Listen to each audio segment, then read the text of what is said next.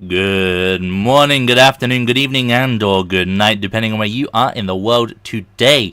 Welcome back to episode 10 of our hardcore Curse of Strahd campaign. Double digits. But without further ado, let us hand things over to our enigmatic GM for the evening. It is, of course, Johnny Hurricane. Take it away. Veritas. Hello, everyone. Welcome to episode 10, right? We finally hit the double digits. We took 1 week off, but honestly, I don't think the train stops from here because once holiday comes, I've got a lot of video games to play for work, so we will be trucking on through. So, thanks for joining us. Coming next week, but I don't know if y'all are doing anything. Is it on a Sunday? No, it's on Thursday. Oh, then no. I mean, unless people are unless we're missing. If I have 3, I'll go, is what I'm trying to say. So, anyways, thanks for joining us. But if you are just getting here, hit that like button. And if you're not subscribed, be sure to do that. We're going to jump right into the recap because we have a good start this time. A lot of different things are happening.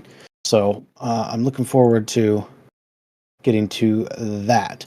Someone can start the music now, though. You have permission. So we did start back at the Bluewater, as we generally do, the inn. Everyone was staying there. Everyone got their breakfast and met up there, and then went and got Elara's fancy dress because this was going to be the evening of meeting Lord Strahd for dinner. We also introduced a new player last time, so we brought him into the mix as well. That'd be Sis and Lupin. But he would do his own thing as he wasn't technically part of the group yet. I guess not right now either. Hello, I'm in danger. Also, Yeah. the difficulty curve. Yeah. Yeah, you're the difficulty curve is correct. Yes, yeah. Well, I mean, it's perfect timing. We were going to Ravenloft, and it's just like, that's the mid game, right? So here we go. But these guys and him all got invited to meet Lord Strahd. So that's what they did. The four of them that were at the Bluewater, they went to go to the carriage while Sis, Lupin, the new rogue, basically scouted it out first and wanted to see who was going in, what was happening, and all that business. So the normal group, they got in after meeting with Escher. He introduced himself and was happy to meet all of you and said, get on in the carriage. It was obviously, the carriage was not quite, like when you opened it, you go into another pocket dimension, basically. And in there, it was much more spacious and comfy. 4 of you got in. Lupin decided to take the top because he wasn't sure what was going on yet. He didn't want to say no to the Lord necessarily, but yeah. So he got on top, which turned out to be a little bit of a mistake. The carriage made record time, basically got you guys there in an hour, whereas Lupin was on the outside of it. Time was being he could see that time was being distorted. When you're in the inside, there are no windows. You can't see anything. There's just basically like a never-ending candle with a light spell or whatever it is going on. But the time was distorting. You were basically warping forward, and I had Lupin roll me a d10, and he got 8, so he lost 8 years. Basically, he aged 8 years in that hour from being on the outside of the carriage. He was still hidden, though, and then you guys got to Ravenloft, where you met with one of Strahd's wives, Anastasia. She was happy to see you. Looked forward to hearing the bard play as well. And she said, well, come on in. Let's go meet with Lord Strahd, who invited you guys here. Strahd was playing the organ when you got in there. It's worth noting that Lupin was still hidden at this point. The group didn't know he was there. And he greeted you all and, asked you to sit for dinner as his wife went to basically go fetch you guys your food. Whatever it is you wanted to eat, that is what you got. And it ultimately came to Strahd. Well, Strahd did eventually spot Lupin, was like, why don't you join us, and he did. And Strahd was basically like, well, I need some help. I need you guys you seem to already have a rapport with Ireena, you know where she's at and all that, so if you could please, he didn't say please, but if you could go get her for me, I would happily assist you with whatever you needed. As you all had different reasons for being here, but ultimately it seemed like if you did what he wanted, he would let you leave Barovia. And he would also help Talon find his wife or whatever else you guys needed. But he was so distracted. The way he put it is so distracted that he just couldn't focus on anything without Ireena being with him. So he said, it's up to you guys. Sleep it over, eat your dinner, have a good time. Let Escher know what you think. But I have business to tend to, basically. And he finished off his dinner after you guys chatted back and forth, and he was gone just like that.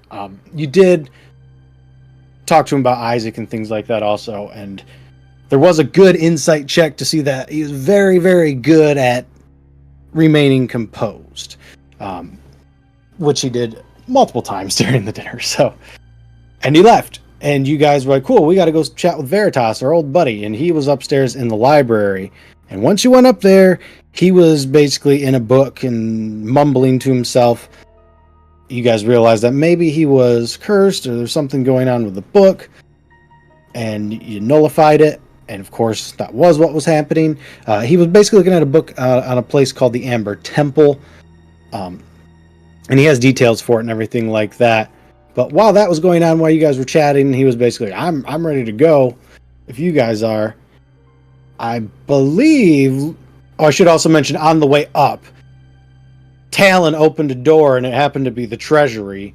And Escher was basically like, don't do that. And escorted you guys up a little bit further. And then Lupin opened the door on the upstairs to find a young woman tied to a bed, basically like, yo, I need to get out of here. Sort of. Lupin eventually went over there, and that's basically what she said. And you guys were like, cool, get her out of here. And Escher basically was like, no, that's not what's happening. And snagged her up, brought her back inside. She was kicking, screaming, and then you just heard her pop. Escher knocked her out, put her back on the bed, and walked back out and was like, don't do that again. And yeah, that was that. It was like, okay, new plan time. Plan was quickly devised as the bard had yet to play, and we had to do that before we left. So that is what we were going to be doing. But before he left, he handed off that scroll of invisibility that I picked up. Session 4 or 5? I don't know. It's been a while. You've had it for a long time. Talon went with him.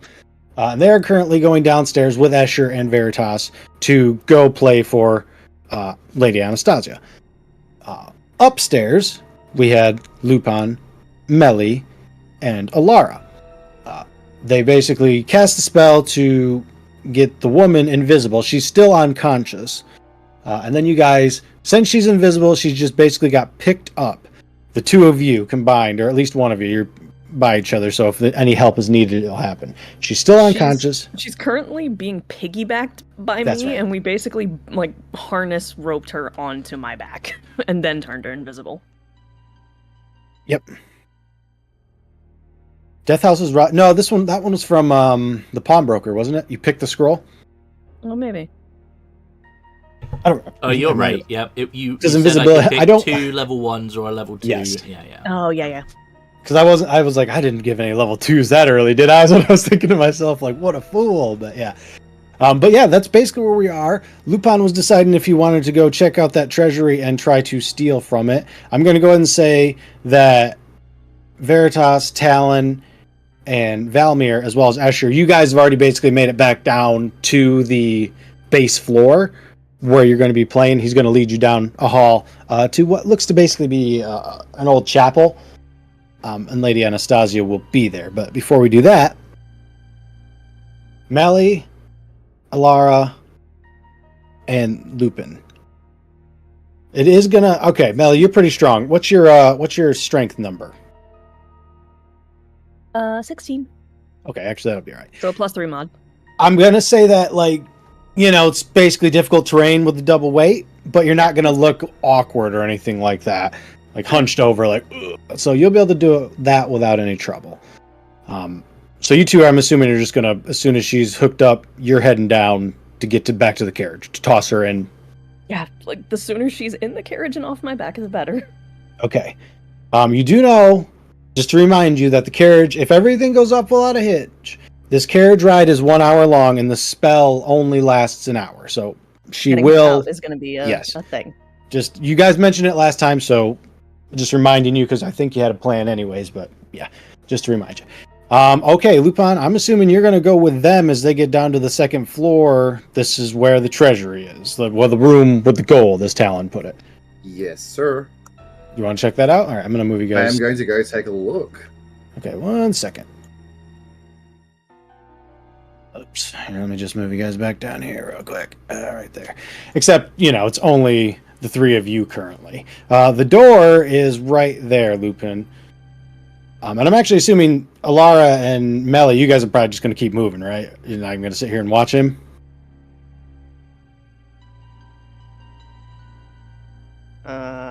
I wouldn't think so. I think the sooner we get her safe, the better. But if Laura wants to stay, I'll go solo. Okay. No thanks. Okay, yep. So I'll just explain that while you two go down, you will see that the other doors that were closed when you came in are open, and if you were to look down there, you'd see that's where Valmir and Talon are currently going. Veritas is going to the fucking carriage as well. Okay. Escher will see you two basically and lead you to the carriage. And while all that's going on, we're gonna start with Lupin. So, Yep.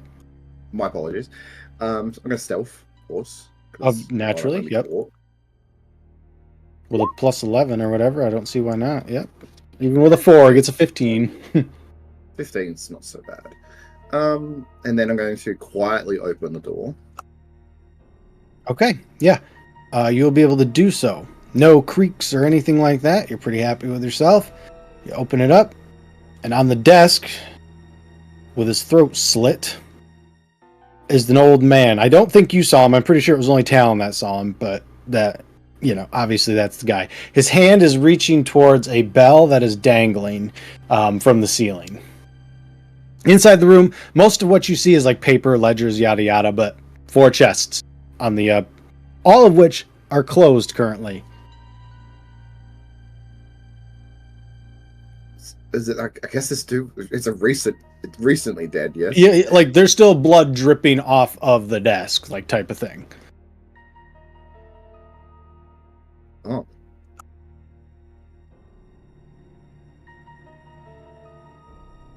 I'm gonna quietly step into the room. I feel like this is a mistake now. Go ahead. It was a mistake beforehand. I don't know. This floor's okay. Yeah. Dude, I get it. I've been playing to him too. You can sneak in. You can roll stealth again, or you can use your 15 if you want. It's up to you. Okay. Yeah. Seeing a dead body has probably got you a little more alert. Okay. So, I'm going to assume that my Fifi senses are tingling. That possibly that the valuables are in the chest. So I'm going to check those for traps first. Okay. You can give me either investigation, or if you have thieves' tools, you can roll that. Okay. So they're not trapped you're not going to get hurt opening them, but they are trapped. I'll just go ahead and say you're a thief, right? It's probably the alarm spell. It's just like, shit, I can't open these.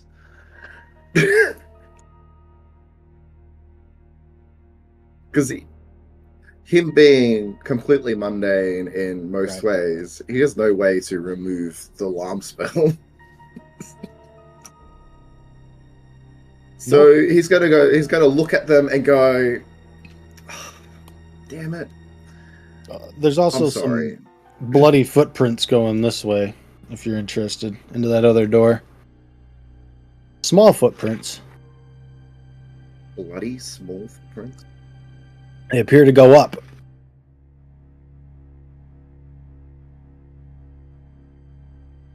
Okay. This is where I roll a wisdom. Okay, here we go. Let's go. It's above a 10, so common sense dictates not to follow the bloody footprints. Okay. Okay, so he really can't do anything in this room, so he's just going to leave, make note of it for another time, I guess. Probably, I imagine we'll come back here eventually, so that's what he's thinking. All right. But yeah, alarm spell. Shame he's not a wizard. Game. Or an arcane trickster. All that actually. Mhm. Yeah, in fact. Is it, off the top of my head as a player, alarm spells can be removed via code, can't they? Yeah, I think there's a safe word for lack of a better term. Yeah. Anyway, yeah, no. He's not magically inclined, so he would not really think that far ahead of that. So he will leave. The player in me really wants to go up the stairs and follow by the way. Okay, let me get your guys' tokens here. I suppose take note of the room. Is there like anything valuable in the room apart from the chests? I mean, you can do an investigation on the dude if you want. I mean, other than that, or just a general investigation too. Yeah, 17's not bad. A lot of receipts in here. The dead man apparently is really good with numbers. But as you look a little bit closer at him, he's got a gold-rimmed monocle hanging by a chain now. But yeah. Oh, what's mine now? I'll take it. Okay, all right. All right. Get you guys down here. Make sure I got all the tokens. 1, 2, 3, 4. Is that down? Yep. Whoa, no, don't do that. Over here. All right. Lupin will still be upstairs. Let's see. Let's get the Talon and the Bard. And you guys will basically be coming down right about there. When you come down, Talon and Valmir, Anastasia will smile at you both, and she'll look to you, Valmir, and be like, "You going to play for us?" Us? My lady, I thought it was a private audience, but I would be happy to entertain whoever else it is you deem worthy of my abilities. I'm so fucking nervous, by the way. She'll smile and nod and basically just be like, "It's another one of the house guards. That's all. Don't worry, she's nice." She will basically lead you down this hallway, which it might be kind of hard to see if you're not zoomed in, but it is very pristine looking armor suits throughout the entirety of this hallway. I'm gonna give Talon a nervous look and then just be like, okay. And Kara just gonna follow her in. This will be about the time the two of you get down, so you'll see where Valmir is going with Talon. And then you guys can basically... there's not going to be any issues with you getting her outside and into the carriage. Veritas will be there. I just want to know what you two are going to do after you get him into the carriage. Or get her into the carriage. Hide in the carriage? I don't know. If you want to stay with them, I might go back in just to make sure everyone's okay. Who am I staying in the carriage with? The invisible lady and who? The scholar that we saved from Death House. Veritas, yeah. I'll look after them, because otherwise they'll get enchanted again, so... Okay, yeah, if you can babysit them, that would be great. And then I can go back in and make sure nobody fucking dies, if I can help it. Yeah, that would be great. Okay, Lupin, what are you going to be doing? Are you joining the performance, quote unquote, or are you going to head to the carriage? Well, I am a curious fella, so he would go to where the performance is being held. All right. Talon, there is a glimmer of life in this one, and you can go ahead and assume the rest of them. They aren't animated right now, but they probably could be. I nudge Valmir and say, "I think there might be some life in this armor," in kind of like a stuttery, panicky voice. Excellent. They all have halberds, by the way, just in case you're wondering. Yep. And she's basically, Anastasia will lead you guys right through these doors into a room that almost has like a natural light to it. It's not sunlight, obviously, but it is a much brighter room than the rest of Ravenloft, certainly. And inside there will be a sword flying back and forth, a much more regal looking blade than the flying sword picture actually is. But as you all come in, Anastasia will look back to you and point to the sword and basically be like, that is, that's Lord Strahd's blade. She'll just point up to it. And it'll basically fly back and forth above you guys. It almost feels like it's inspecting you. Well, I do hope it's not too harsh of a critic. Is there a stage over here? Or an altar? Okay. It would appear to be an altar, yes. Melly, when you come in, this is very obviously was at some sort of church at some point. Yeah, chapel. Yep. I remember this map. Uh-huh. This isn't me showing you bits and pieces so you can formulate some sort of fucking strategy when you need to get in here. But yeah, she'll take a seat and she will smile your way, Valmir, and basically just be like, whenever you're ready.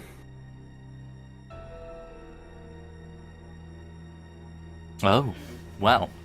He'll swing round his loot from his back and give it a couple of plucks on there just to test it, tweak it a wee bit, and then crosses everything and rolls his dice.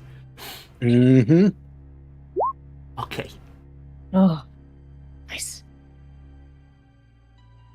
Maybe it's the pressure. You do seem to perform a lot better when you need to. It does seem to go that way. The nerves, yeah. But yes, you find yourself getting into a rhythm pretty quickly.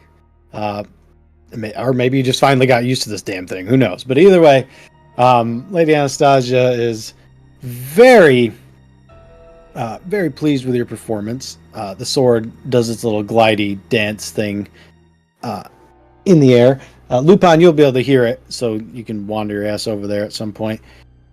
But when it's all said and done, she will kind of clap her hands together and be like, that was wonderful. You are an excellent performer.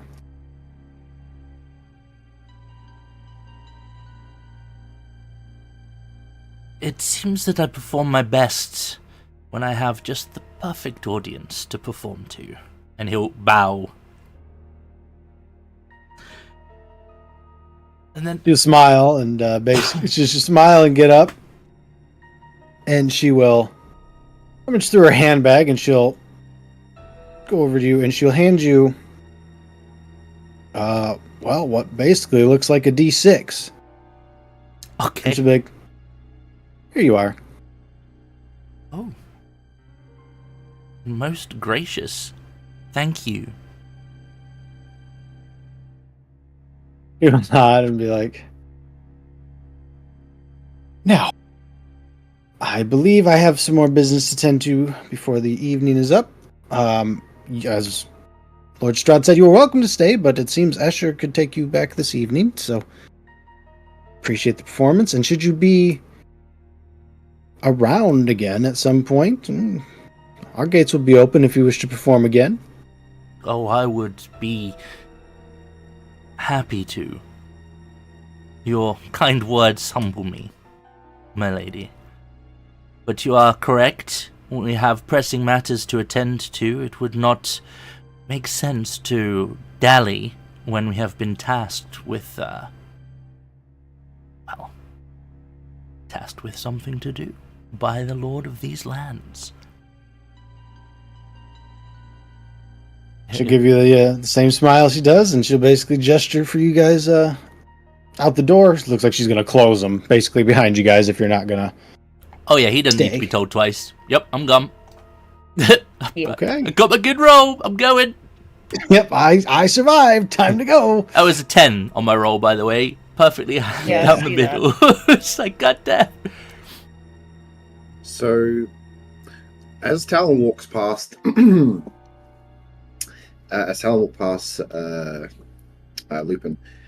he goes,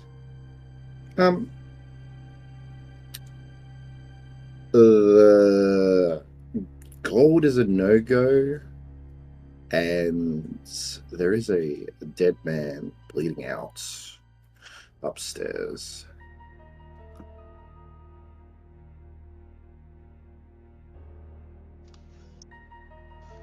I look at you and say, "What did you do? That doesn't sound like anything I want to be a part of right now." Oh, implying that, well, it wasn't me. Discovered small bloody footprints going upstairs. I decided not to investigate. Because, preservation in unfamiliar lands. And I hope you left everything with the body. We don't want anybody assuming you're the murderer. Of course. Why would I take anything from a body, especially in this place? I don't know. It looks like Yeah. you've got some sticky fingers. Sticky fingers? Wait, what are you implying? Oh, just a little bit about your profession. You are assuming a lot about a man you just met, sir.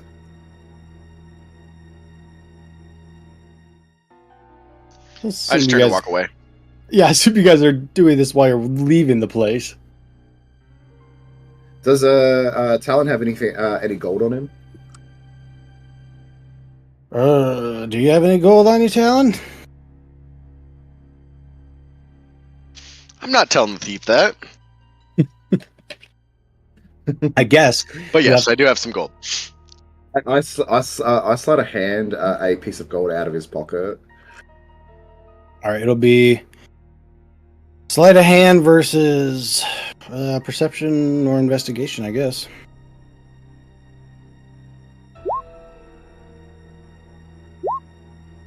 Jesus. Yep, you'll be able to get it out. I steal one piece of gold, and I go, Talon, you drop this. I hold out the piece of gold. I reach for it and say, I thought you had sticky fingers. Now I know you do. I don't.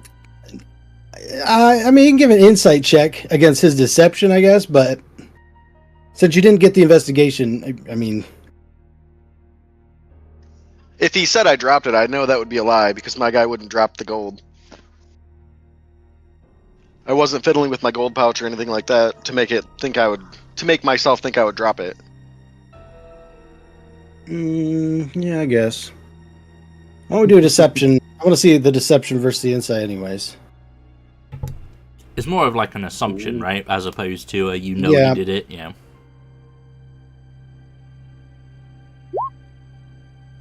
But I want to see the numbers. Okay, yep. It is a good assumption.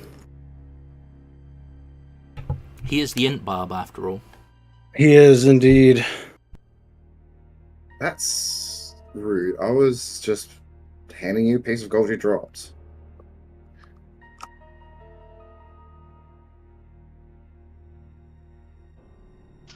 He just glares at you. Well, assume away, I guess. Assume away.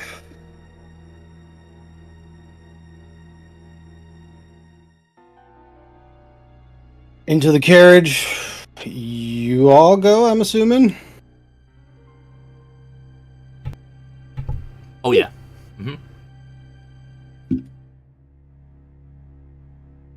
We'll say that the performance took like 10 minutes too, to think about like spell wise how long invisibility's lasting too.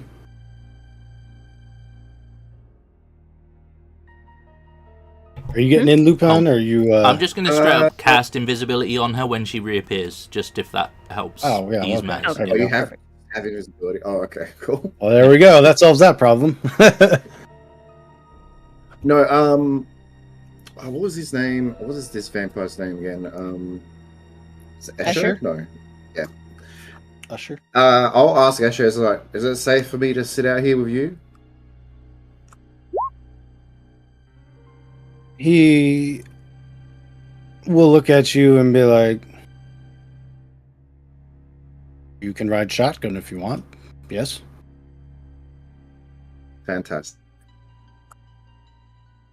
All right. You when you sit on the actual seat, though, you can tell that there's some sort of,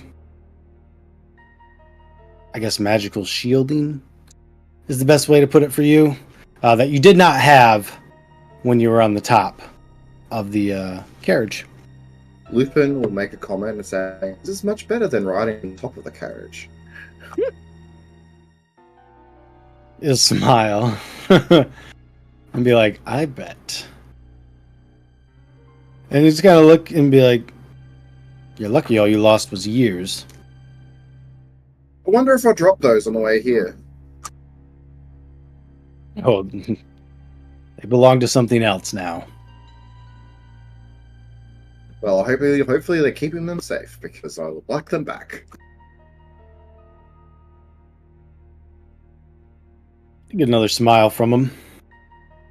But he's basically just gonna ride you guys back to Vallaki. And Fuck yeah. about 50 minutes later, the lady will uninvisible, still knocked out. Then you'll re-invisible her, strap her back to melee. I'm assuming once we park the carriage, she'll fucking carry her wherever you guys are going. Escher will get you guys to Vallaki, and he will bid you adieu after you leave the carriage and everything. If you have any questions for him, you may ask. But he will also mention, Lord Strahd is not a patient man. Hmm. And he will. Isn't he a vampire? Doesn't he have literally all the time in the world? He just shrug and just cha. And now you'll all basically kind of see it like it's kind of skipping at spots, blinking a little bit. Looks a little That weird. lag. Yeah, basically low frame, Lag jumps. all that business. Man, that dude has 300 ping. Yeah, there we go. Rubber banding. So many dropped frames. And we will be back in Vallaki. It will probably be roughly about nighttime now because it was dinner. So if there's anything you guys want to do in town before you go to the inn, basically, or the church, let me know. If not, I'll just say you guys are heading back to the inn for now. Actually, yeah, where we were dropping the girl off. She probably needs an actual good night's sleep. I'd say take her to the church. I was just going to say, perhaps, so Valmir will, as we're walking through the town, Valmir will turn to Melly and be like, perhaps you could ensure that all is well with our new companion at your choice of residence. I think, considering the situation, they may well be the best able to protect them. I would think so. Normally. Mm. But at the same time, if she was meant for Strahd, and he walked right into the church to leave my invitation, so Oh. I don't know if anywhere is completely right. Well, the priest may well even know who she is. We don't even know where she's from. That's fair. I'll give you that. Okay.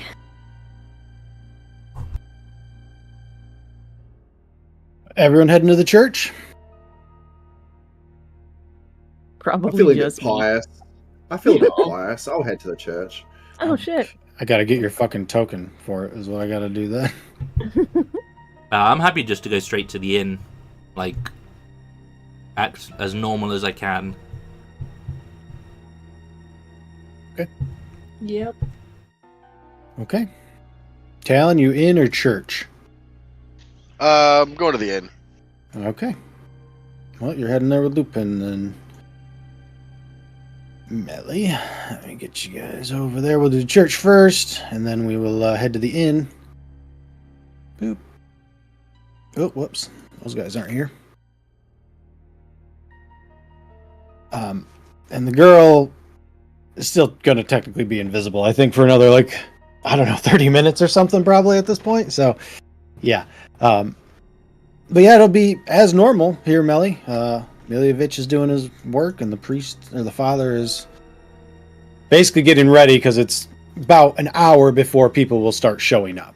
Okay. Yep. Let's rock up. Just okay. Evening, Father.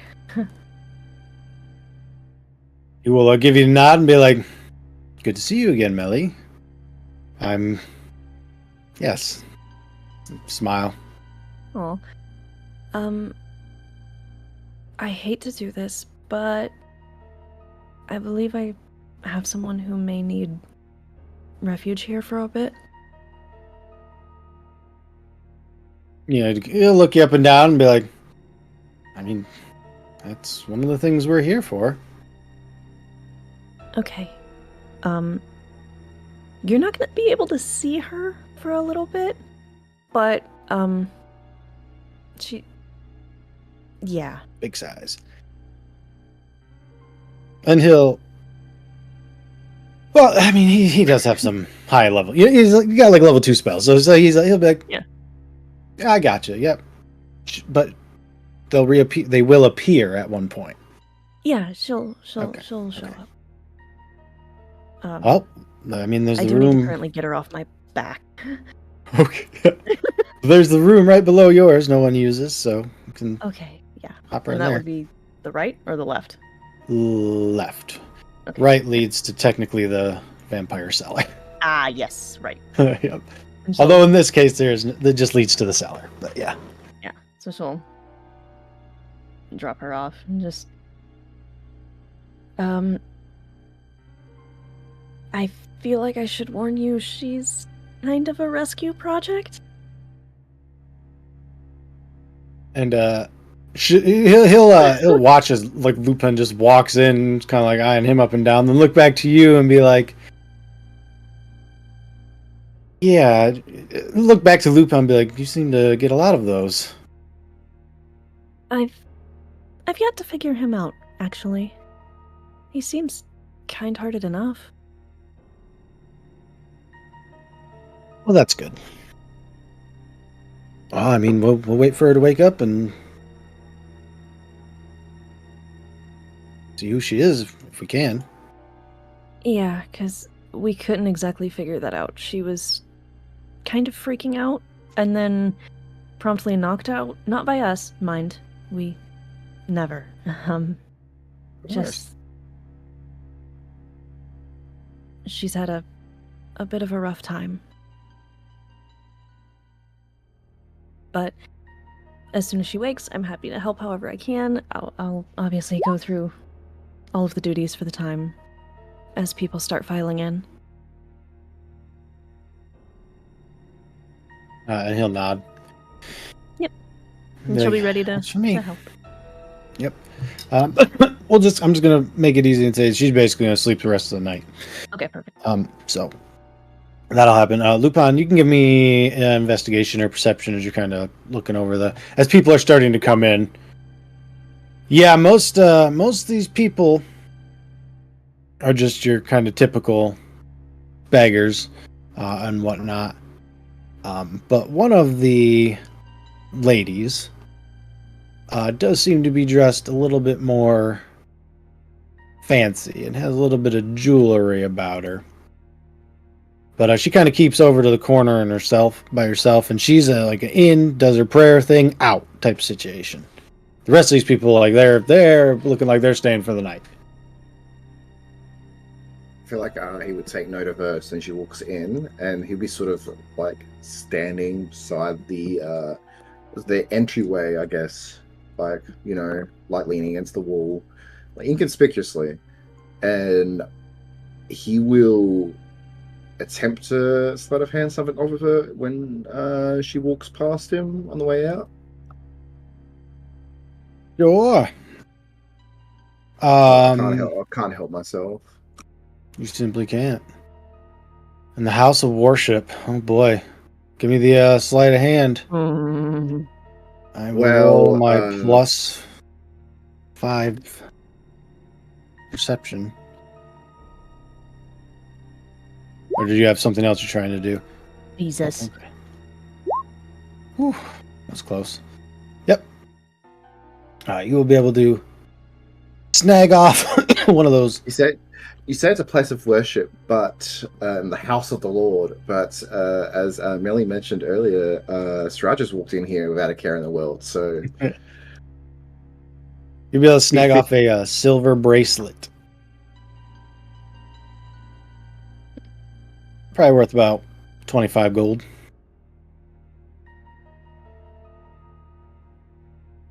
Who's the poorest person in here? Just by looking.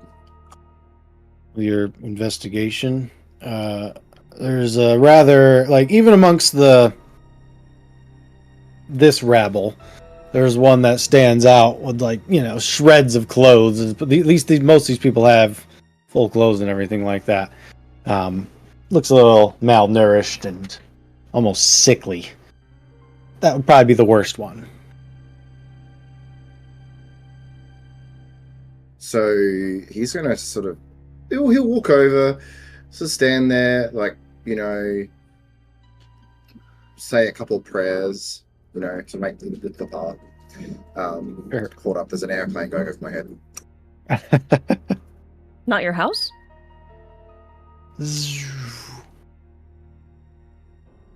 It is the airport just open, so I got like, short story. I live next to an airport, and planes constantly take off all the time. So sometimes they're louder than others. Yeah, okay. I was just making a real dumb joke because you said it went over your head, not your.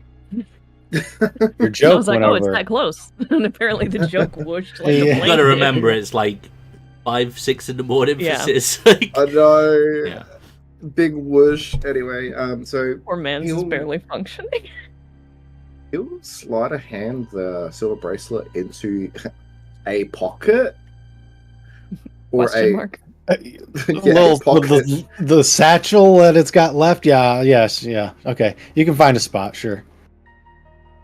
So he'll drop the silver bracelet into this man's satchel or whatever. Yeah. And then walk away like he's like the Robin Hood of Strahd, I guess. Yeah. Of Barovia. stealing from the slightly rich to give to the very poor. Yep. Okay. Mission accomplished there. Mhm. We'll head back to Bluewater. But you guys are going to arrive. Well, those of you that are going back will arrive just in time. When the three of you get there, you'll see your good buddy Feathers, as well as an older man that you have not seen before, but he is basically talking to Danica, somewhat rude, and being like, "I'm taking the boy with me," and he points like up here into the kitchen area, and is like, "You're lucky I don't take those ones too." And you can almost see like Danica kind of wants to say something, but she's holding back. And the old man will yoink Alexi and basically look, to you guys and be like, "Excuse me." And he'll push his way through unless anyone's stopping him. Danica, it's okay. She will, and you'll say that, and the old man will look back to Danica and be like, "Yes, Danica, is it okay?" And she'll basically grit her teeth and be like, "It's fine. See, it's fine. Now excuse me." Seeing as you asked so nicely, he'll elaborately step to one side. Right. And he will yoink the bird on out. And they will go down the road. And Danica will pour herself a drink. And then promptly finish it and probably pour herself a second one. And then she will offer you all drinks as well. For those of you that are here, anyways.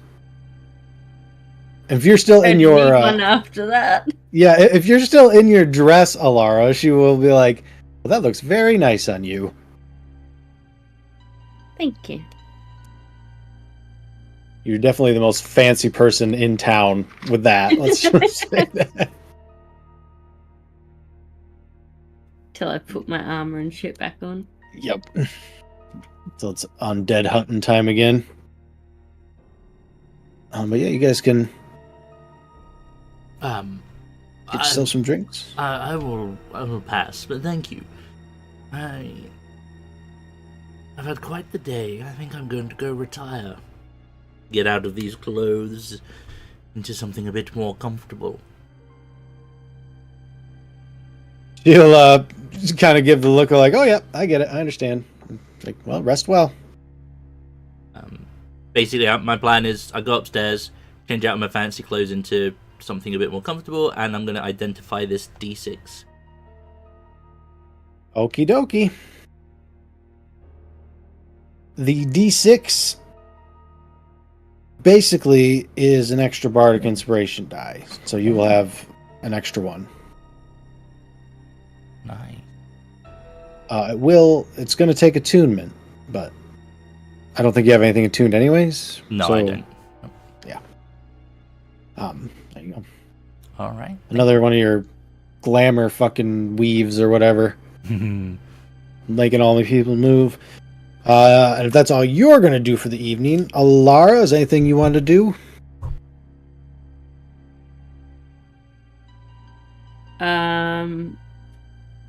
Not see another vampire. That's what it is. Well, I mean, sometimes No. it's out of my hands. No, that's it. Yep. Okie dokie. Talon, anything you want to do? I'm gonna drink some and then go retire for the night. Okay. Lupin, where are you sleeping? Are you going back to the inn, or are you... You can stay at the church if you want. It's just... You gotta sleep on a pew. He's definitely gonna Actually, head Melly back. would give up her room. Okay. Oh, If he stays, Melly gives up her room. he'd be like, "There is no need for you to give up your bed. I have a place to sleep." I've done worse. I'm sure you have, but you've been carrying a lady on your back all day, so... Besides, I have a room at the inn. It is awkward. If you're sure. And then he will sort of like take a few steps out and then go...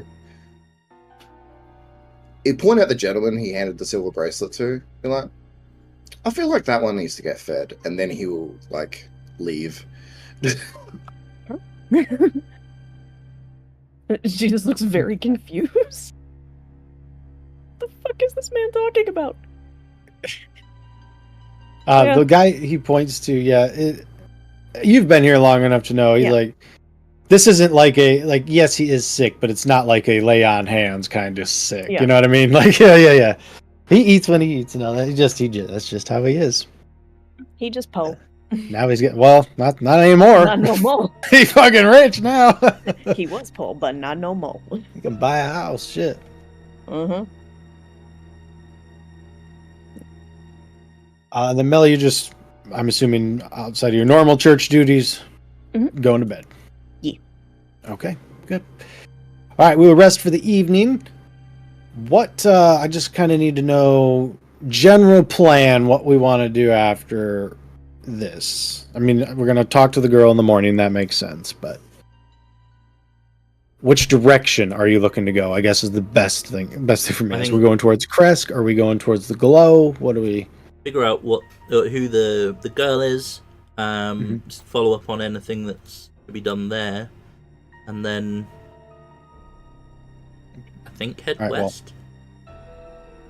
All right. I think the order of business was girl, glow, and then Kresk because we had to go that way anyway. And the glow was in the general direction of the Vistani camp outside of town, which we needed to visit at some point.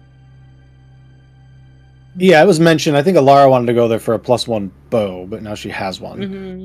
Yeah, exactly. There'll be other stuff there. So it's along the way to Kresk. You're right. So, you're right. If you want to stop there, you can. Okay.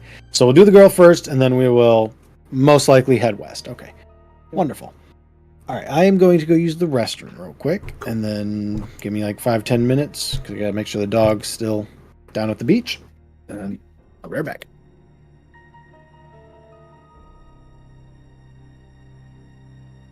Roger. I'm going to get a drink. I'll be right back. I already have mine. Yay! I'm gonna go change a diaper, I guess. Oh no. Well, she just woke up, so it's probably not that bad, but, could be bad. Could be.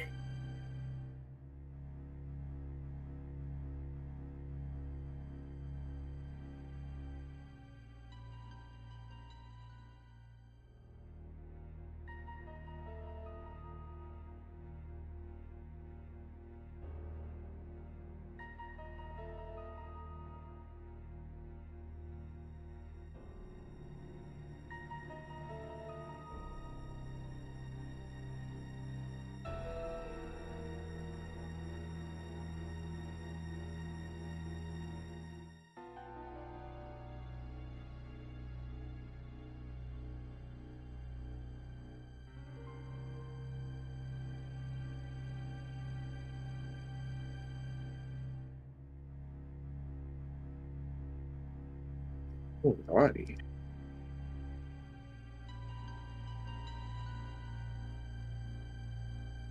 Welcome back. Thank you. You're welcome.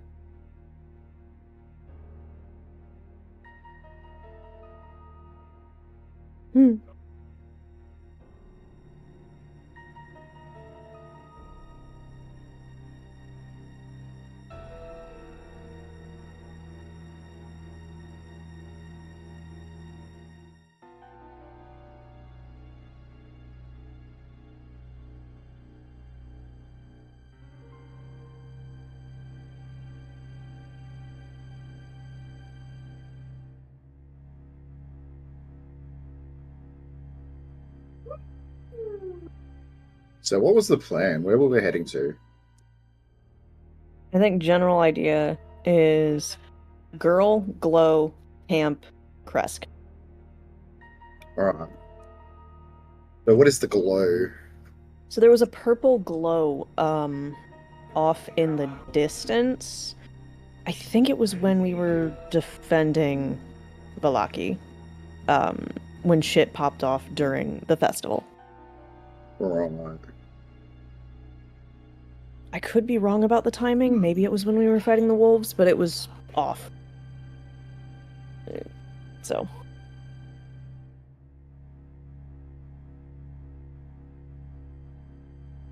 So purple glow off outside of town.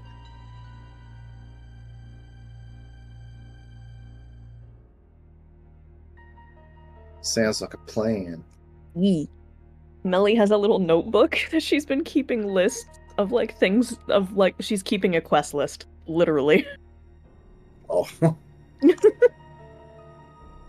She's like, this is how you do this, right? The real adventurous guy. Yeah. Like, she's literally keeping a quest list because she's assuming that's how you do these things. She's so clueless, and I love her.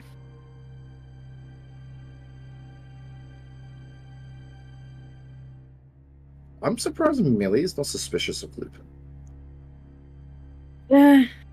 I haven't had a reason to drop insight on you yet.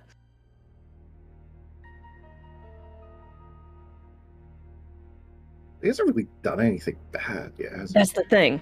Like, and it's the same reason I was so quiet at the dinner, because, like, I know things, but Melly doesn't, and nothing happened at the dinner that would have triggered her brain to go, maybe I should look into this? So, like, if she had more knowledge about Strahd, she'd have been like, hold the fuck up. Right. But she doesn't. So she's just taking him at face value as a person, and he was perfectly cordial and polite. And meanwhile, the tater in you is just like, he's an evil bastard. I know everything about this campaign. This is all bad. Screaming like, this is awful. This is a bad time. We are in so much danger. Blah blah blah blah blah. Like those tiny bloody footprints. My brain went wee-oo wee-oo. Like I was just like, I really wanted to go and investigate. I was just like, "Ooh, what's this?" Like, but no, yeah. That, like I said, that's my problem I'm having right now. Is Melly's just clueless, and she hasn't had a reason to take anyone at anything other than face value. Right. And that's why she hasn't, like, been suspicious of Lupin, because he, at first meeting, was incredibly kind to her, very polite, and just, so far to her, seems like a good person. He's kept himself straight enough that she hasn't been like, hold on, error. Plus, I kind of want to. Plus, I wouldn't be able to tell if you did something shitty anyway, because my perception is +0, dog. You've got insight, right? Like a little bit. Big insight roll. Yeah, it's +3, but, you know. A botch is a botch. I was just thinking, right? Because I'm trying to play him as sort of like is lawful chaotic a thing? Like, just. No. I think the closest thing you'll get is like lawful, maybe true neutral. Chaotic lawful. We can make it a thing. Yeah, I guess the closest you could get would be like on the standard chart would be true neutral. Right. Yeah. Because whatever the highest, yeah. Like because he's a rogue. It's dead center of the chart. Right. Because he's a rogue, he's a thief, but like he's still got good heart. He does it for fun. Oh, okay. So yeah, you're looking at chaotic neutral. But like, it just like it's just like, oh yeah, people that like, just like real life examples, like like hackers and all of that sort of stuff. They don't have any bad intentions. They're just doing it because they can, because it's a challenge, because they chaotic could. Neutral, yeah. All day long.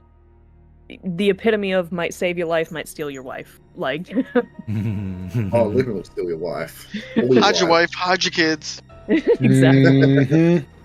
Hey, when everyone's back, roll me a d20. Lupin, it's yours. I got a random event time. Let's go. Oh, everyone roll a d20? Everybody, yep. I'll pick which one I like the most. Something the Dark Elves fucking said, and then nothing happened, and I'm like, oh no. I'm gonna get attacked on the fucking road. Well, I clicked it. There we go. It took like 3 days to actually roll. It'd be I'll like pick that. unless Elara gets the 20 or the 1, in which case those win. She's not back yet. No problem. Just when.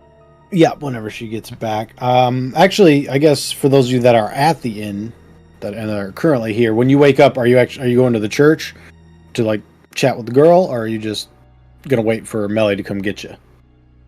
I'm happy to head to the church for a change. Find out what's next on the Melly list of things to do. I was gonna say, usually I come get you guys. Yep. Valmir seems like someone that needs to repent and repent fast. So Wow. He hasn't done anything. Yeah, he hasn't really, but that's the thing. Nobody's. he's a bard. Now who's judging on appearances? My goodness. Oh, Ass. Yep. I've got an eye for these things. All Am right. I? Roll a d20, my love. Yes, Elara.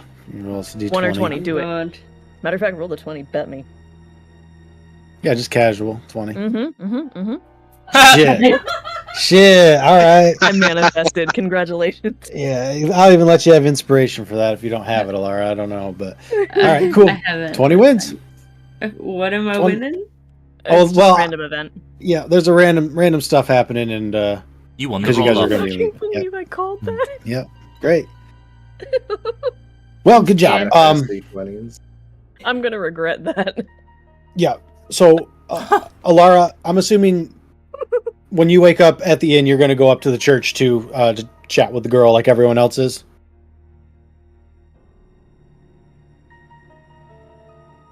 What? So in the morning when you wake up, you're going to go with the group to go Yeah. talk to the girl? All right, cool. All right, in that case, I'm going to say everyone's heading to the church just to make it easy for me. And we can all do our things at the church, and you guys can get breakfast after or whatever. So we're heading back to the church. Boom.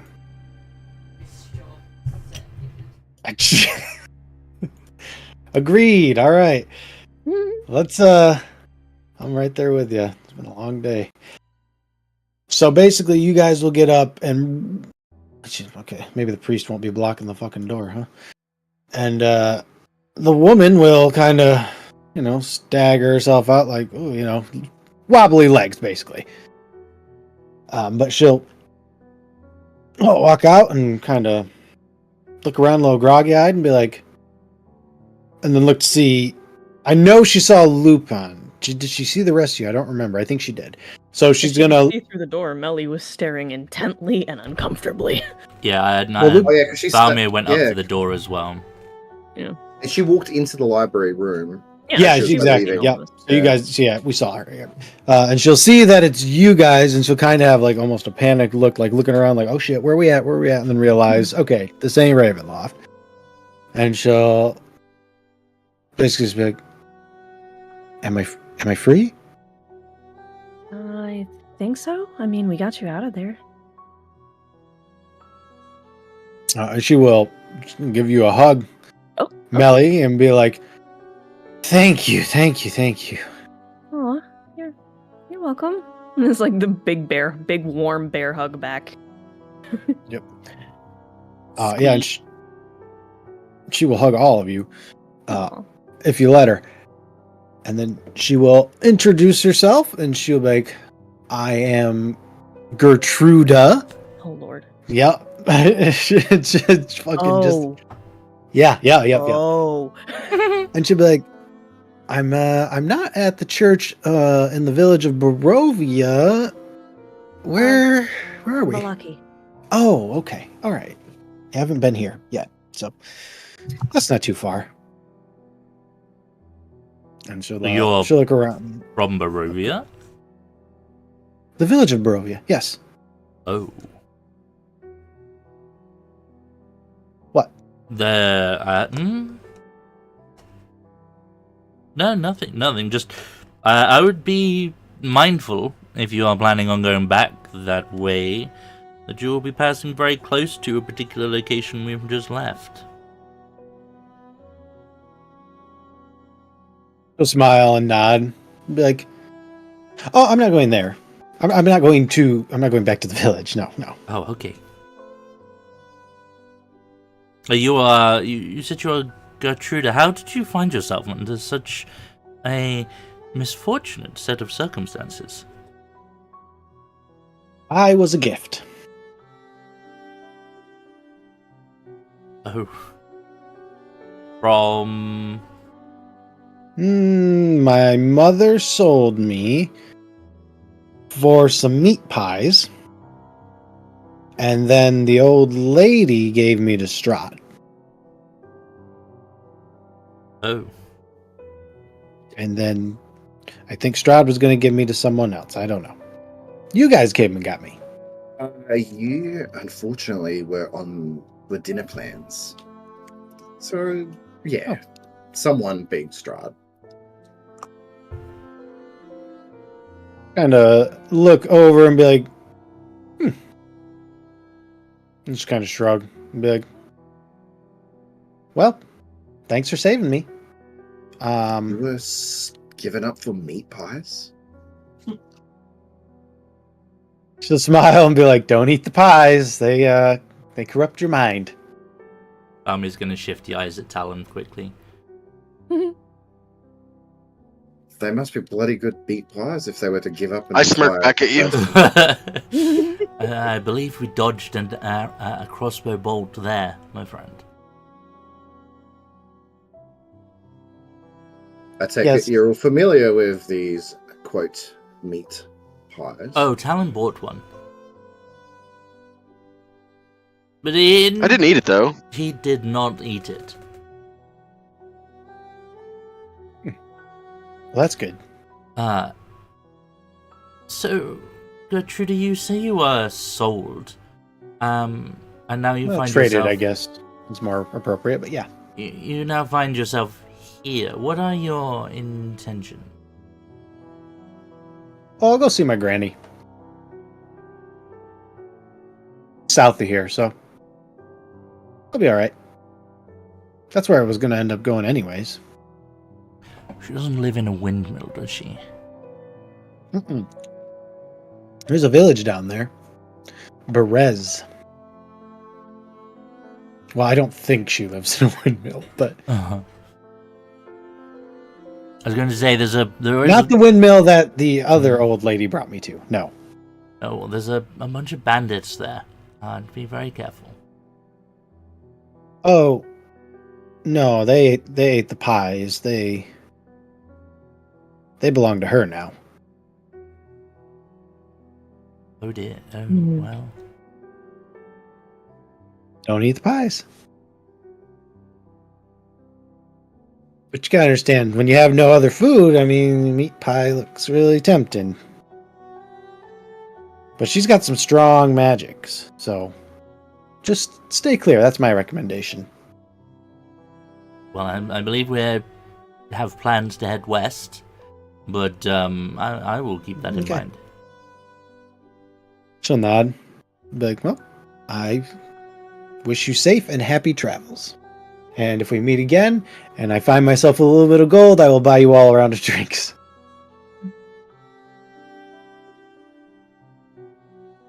Count on it being one less. I'm good. She smiles and nods. But if there's nothing else, I don't want to waste the day. Of course. Hang on. Let me see.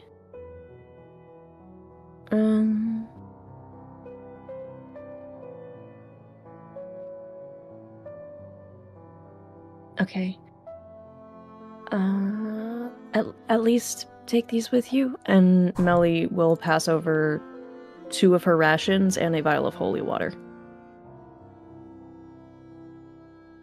She'll grab them and be like, oh, these will make for good. These will be useful on the trip. Thanks. You're welcome. And she will start heading out, basically. Put your passive perceptions in chat, please.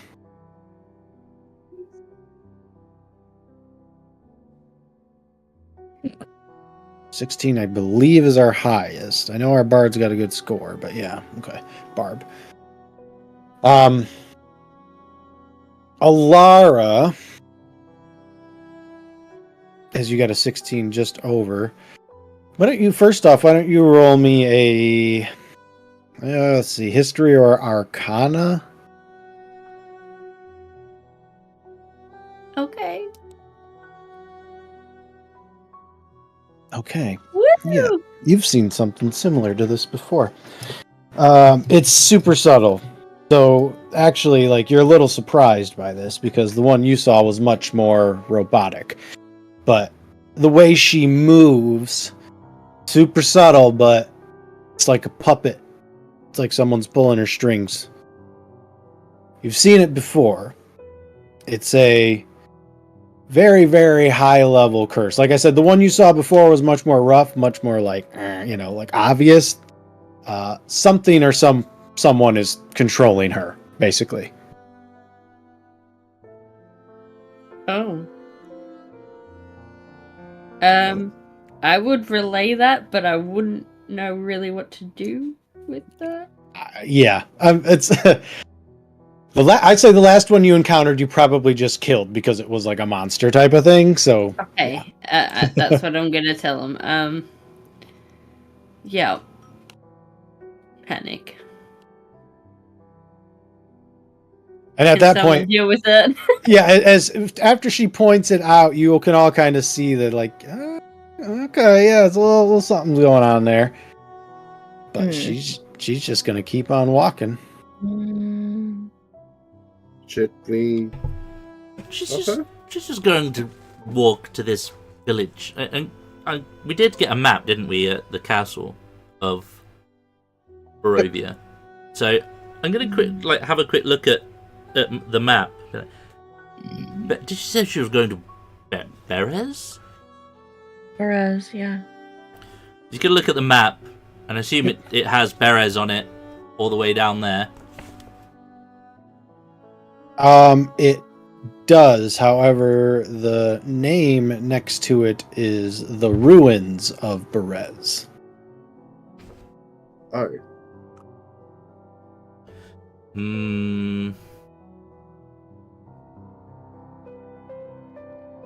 That's not good.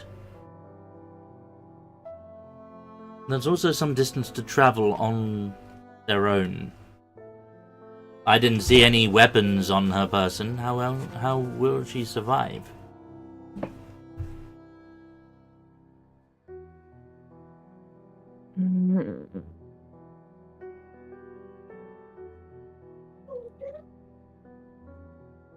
Again, should we stop her? Should we stop her, Millie? He's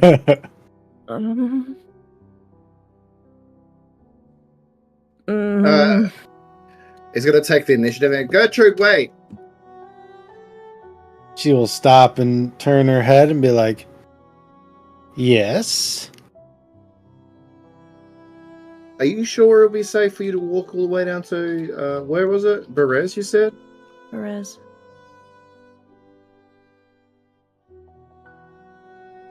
I think you got it there, Fox.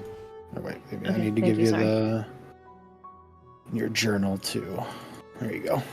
Perfect, thank you. And she'll nod and be like, "Yeah, my grandma lives there. She's lived there a long time."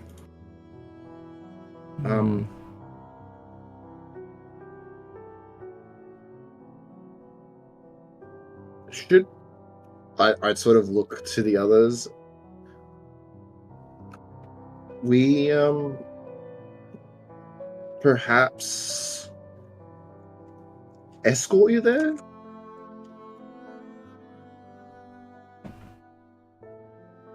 She'll look back and be like, "I thought you guys had to go west." Judging by the go a little west myself, I suppose. So map. I mean, I have no problems. We could certainly accompany you part of the way. Perhaps you could tell us more about your village and where you're from. Sounds very intriguing. We are, well, most of us are new to this place.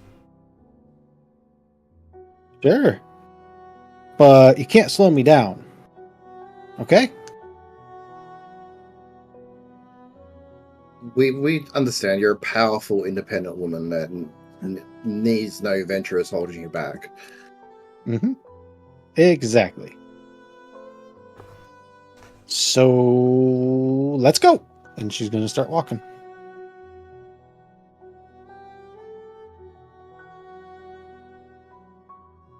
Y'all following? Jesus. Jesus, I guess Oh. so. Yep, I guess we're leaving. Okay. I'll let the NPCs railroad you then. All right, let's go. Bye. She will basically lead you right past the inn, right out the gate, and right onto the road leading west.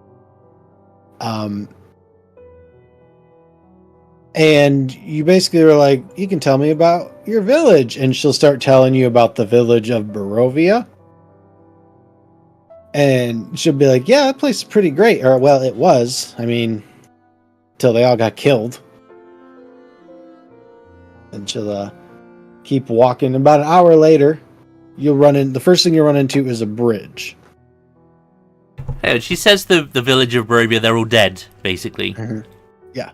I'm not sure that's entirely accurate. We escorted 2 individuals from Barovia to Vallaki not a week ago. There were people in the village then. Not as many. When were you last there? I scratched her head and she's like, I don't know, actually. Huh. And then she'll keep walking.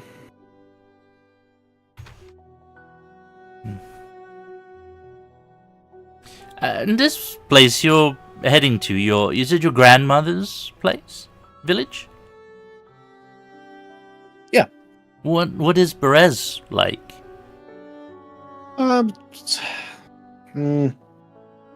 You got to be able to deal with the bugs because it's kind of like a swamp bog town type of thing. Not town, that's a bit strong. Village. Probably about 5 or 6 houses. And then grannies.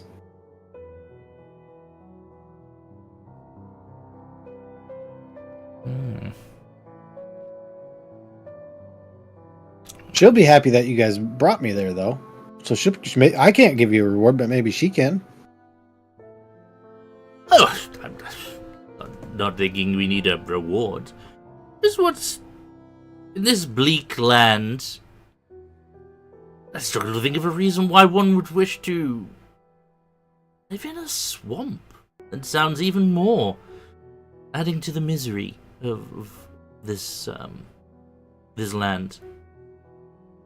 It makes it easy to grow certain things, though. We don't get much sun, so you need the help of the land. The soil in swamp is quite nutritious to plants. Yep. And if things get real bad, you can always eat the snakes. So That's fair. I've eaten a snake before. It actually tastes almost like chicken. if you cook it right, it's very good. Yes. We didn't have snakes where I'm from. Well, maybe we should get one so you can try it then. Well, it was just too cold. Oh, not gonna have to worry about that. Oh. Might get a little sweaty, actually. So Oh, that's fine. okay. And then you will get to like a stone bridge. Very well. It looks very well maintained. Actually, it looks pretty freaking new.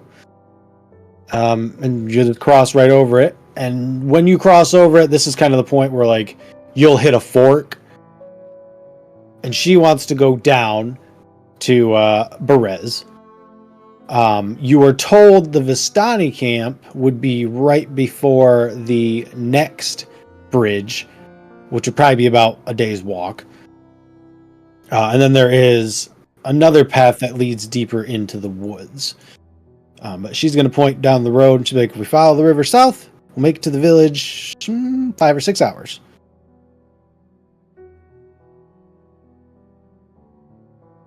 It's not too bad. Nope.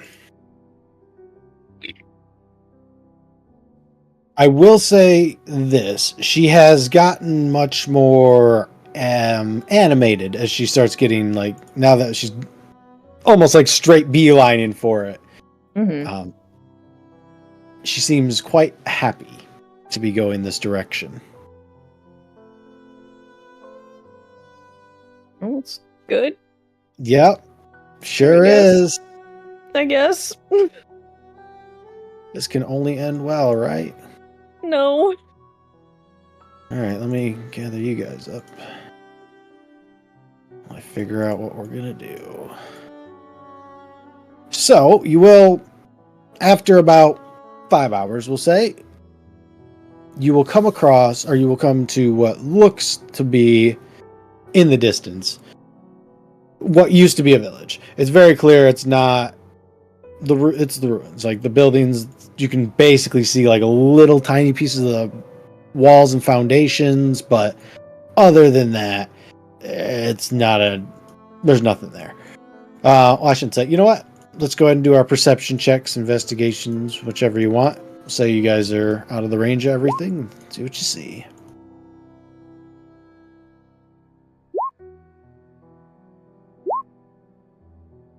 A 14.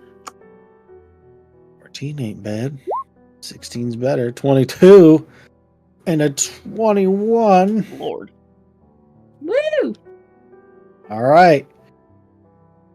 So, I should have mentioned, by the way, the purple light was also towards the Vistani camp, but you guys knew that. Okay. So, yeah. Which makes sense. When you get down here, however, basically, Lupin, you just missed it because it was a 15. But Melly, Valmir, and Elara, you guys will see a shining green light coming from the ruins. My 22 and 21, you will see what looks to be some sort of mages, 3 of them, doing some sort of ritual down there. Gertruda doesn't seem to notice. She's just kind of still walking right down to the village. And they don't seem to notice you. In fact, you know what? Here, I'm going to put you guys on the map. This is what you see. You know, just don't tell me what you can do, then we'll figure out. I should get, hold on. Let me get the Gertrude here. Where is that? You guys are right over here. And this is basically what you see. So it's all ruins. None of these buildings are really left standing. There is one that seems to be a bit taller, but it's still very clearly not. And it's kind of like swampy, murky territory right next to the river there. And you see these 3 mages, basically, and there is this green light coming from what almost looks like a chimney, but like a stump. Huh? Yep. It's like a stump, so it's a stump of a tree, but it like looks like a chimney, basically. Like you can see the roots kind of coming out of the Is that a ground. goat? Yes, a goat. there is also a goat. Just a goat. I love 22 that. actually 20. Okay, well hold on. 22 and 21 actually will notice that this goat is surrounded by a lot of skulls. It might be part of the ritual. Yeah. But Now, what kind of ritual? We don't know. We have no idea. Molly just looks over, just, Gertruda, is that normal? She will look back and she'll be like, Granny is calling. And she'll start God. walking towards the village. Oh boy. Oh, okay. Nope, this is fine. This is fine. This is not fine. I'm gonna sneak. Yeah, you guys will. If no one's stopping her, she's just gonna walk straight up to this mage, and you guys can basically, you can be right behind her, or if you're trying to sneak. Elara, the only thing with sneaking here is if you want to be behind the wall, you will have to be like crouched, like situation, because the walls are so. I'm okay with crouching. Let's go. Yep. All right. Same with you, Lupin. If you want to roll me a stealth, go for it. I'm assuming Talon will be right up there with you guys. You best not be fucking going in my pockets. No. I clicked the wrong button. It's the same modifier. That's fine. You can take your 25. That's all right. You two are going to be sneaky. So this guy right here. We weren't given anything on the conversations here. Any reason to suspect anything bad, right? Other than her being puppeted. Yeah, no, she didn't say anything bad. She didn't say anything about this for sure, but she didn't say like, "Don't worry," or no guards or anything are going to attack. Granny is calling, apparently. Granny is calling. And this guy's basically like looking directly. Actually, you guys are a little bit closer now. It is a chimney. It's just sort of like disguised as stump. And the glow is coming from inside of this chimney, and there's some green smoke coming up. And Gertruda is going to tap on the shoulder of this mage, who will turn around, and Gertruda will smile and hold up a finger. And does anybody speak? I always get these confused. Abyssal. Damn it. Nope. Sorry, I left my abyssal in my other pants. Oh, almost. So did I. I got Celestial and Giant. Damn it. Celestial's close enough. If I need to, I can cast Comprehend Languages, but Yeah. I wouldn't know to. This is deal going to with be this so without fast. speaking. Yeah. This is going to be so fast. I'll check with Talon, but I don't think he's got any of the languages. Like he's got Elvish. With your Celestial, you can get. Just roll me a flat D20. If you get 10 or above, it's such a you'll be able to understand it. Okay. I mean, Abyssal's more demon anyway, so. Yep. Abyssal, demon, infernal, devil, celestial, angels. Let's see what this is real quick. Okay. Excellent. She'll hold up a finger, say something, and you will basically see this guy like break into pieces. Oh. Shatter. Just. And she will basically kick his dust out of the way as the other two mages are like, what the fuck? And they are like, yo, getting ready to back out. And yeah. And no. she'll look down into the chimney and be like, Granny, I'm here. And the ground, Melly, you will definitely notice because you are sort of right on one of the roots there. The ground underneath you starts shaking. Valmir, you'll notice it. Talon, you'll notice it as well. The guys that are sneaking, you'll feel a light rumble. I'm actually going to move her token back real quick.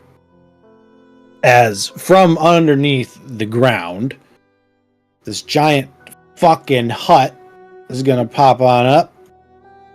Oh my god, it's Baba Yaga's hut. Baba Lazaga's. Lasagna. Baba Lasagna. Baba Lasagna. Yeah, I remember her well. God. Oh no. Yeah, Gertruda, who was that wizard you just dealt with? She's just going to shrug. And Just some guy. it's just fuck if I know. That's basically what she's saying. Okay. Random NPC, that's what she was, or who he was. And out of the hut will come a red shirt is what that was. Mhm. That was a red shirt. Yes, here you go. Will come Granny. Oh. Oh god, I didn't like it. God, the talons, Jesus. She'll come on down with the basically the root stairs that this house. By the way, the house is very clearly moving, right? Like we all know what we're looking at here. Whatever you're imagining, that's exactly it. So, and she comes down and basically puts a hand on Gertruda. Melly, you're close enough that you'll see it instantly. Everyone else can give me perception or investigation.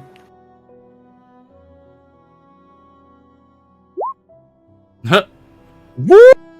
Look at that Oh, house. Look at it. 666. Let's go. There we go. Listen, a fucking yeah, exactly. It just came out of the floor.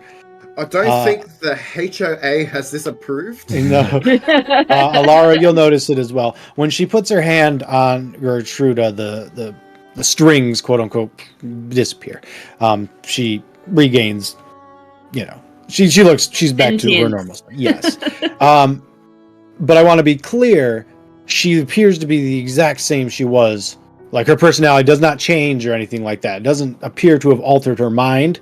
It just altered her body. Yes, that's the best way to describe it, at least at this point. And Melly, since you're real close, you can see it as well. And she kind of, give her the old caress of the cheek and be like, "Welcome home." And she'll gesture up to the upper part of the hut and be like, "Please come in for some tea." And she'll guide Gertruda in there, and she'll look to you guys and same thing, be like, "You're welcome to join." God, no. It might be a little cramped with all of us in there, but Do I know what she is the question. this, you can give me, this would be right up your wheelhouse, so you can give me a history check with advantage, history or arcana. I think just because this is very new and different. Let's see, where is it? I gotta find it. Good lord. I'm gonna go ahead and pop that as Okay. I think that's fair. like this is we're not Elara, in Kansas anymore. No. Elara, you are confident it is what you are thinking it is, but it's this world, which means what you assume could be totally wrong. So, but you're confident it is what you think it is. You have no idea what this one can do versus, the ones in your world. Well, then I'm gonna use that if I can. Okay. Discern how best to hurt it. Okay. Learn the creature has damage immunity resistance. Yep. Okay. So I'll go. Yep. We will do that. But first, what is divine sense? It will let you know. Fiend or undead in the area. Okay. I'll make sure that the hut doesn't qualify, but I will tell you that the lady Baba does not. Oh, sweet. Yep. The hut's a But I'm actually construct, I think. Yeah, you're probably right. I'm actually kind of curious though. And then I'll give you weaknesses and all that. But yep, you are correct. Well, if that's the case, Melly's just vibing. She's tense for a second, and then immediately relaxes. Just, oh, okay. And just looks at Valmir, she's fine. Gonna look at her and then look at Belly and be like, "Oh no, I agree. She looks absolutely fine." Tea it We need is. to have conversations. Tea. I have reservations. Elara, she has I no will be weaknesses. grabbing on Lupin. If Lupin's sneaking off, I'll be yanking him and be like, "Don't do it." She has no weaknesses, but she is resistant to any damage that's not magical, basically, Elara. Okay. So you'll be able to figure that out. Yeah. He is trying to way, and you were just dragging. You're just getting dragged I'm now. Yeah, I'll be like, this okay. Alright. Fucking hell. I'm going with him. I mean, the resident danger sense is vibing. Yep. The wizards, by the way, are out. They're fuck. They're out. Don't know what that is, but we don't want to deal with that. So Yeah, before we go out, excuse me, Gertruda's grandma. These you can call me Baba. Oh, thank you, Baba. These individuals that seemingly were attacking your home, are they something we should be concerned about? I mean, your granddaughter definitely dealt with the individual who was closest, obviously, and the other two have scarpered, but who were they? She kind of squints and looks at the ground and is like, didn't even realize one was here. And she shrugs and she says, probably that group from Yesterhill, but as if my granddaughter dealt with them that easily, I'm not worried.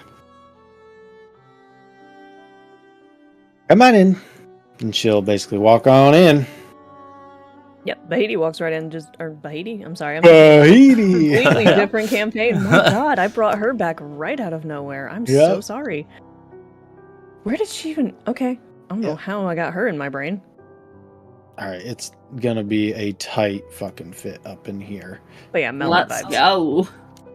I don't think it's not going to be any worse than Out of the Abyss stalactites, right? Yes. Like, Let's fit whatever. 20 NPCs into the tiniest rooms. Okay, I'm actually going to need to give you guys some descriptors of inside of here. So hold up a second while I pull those up. A tight fit. That's yep. No, I missed that character. Yes, I need...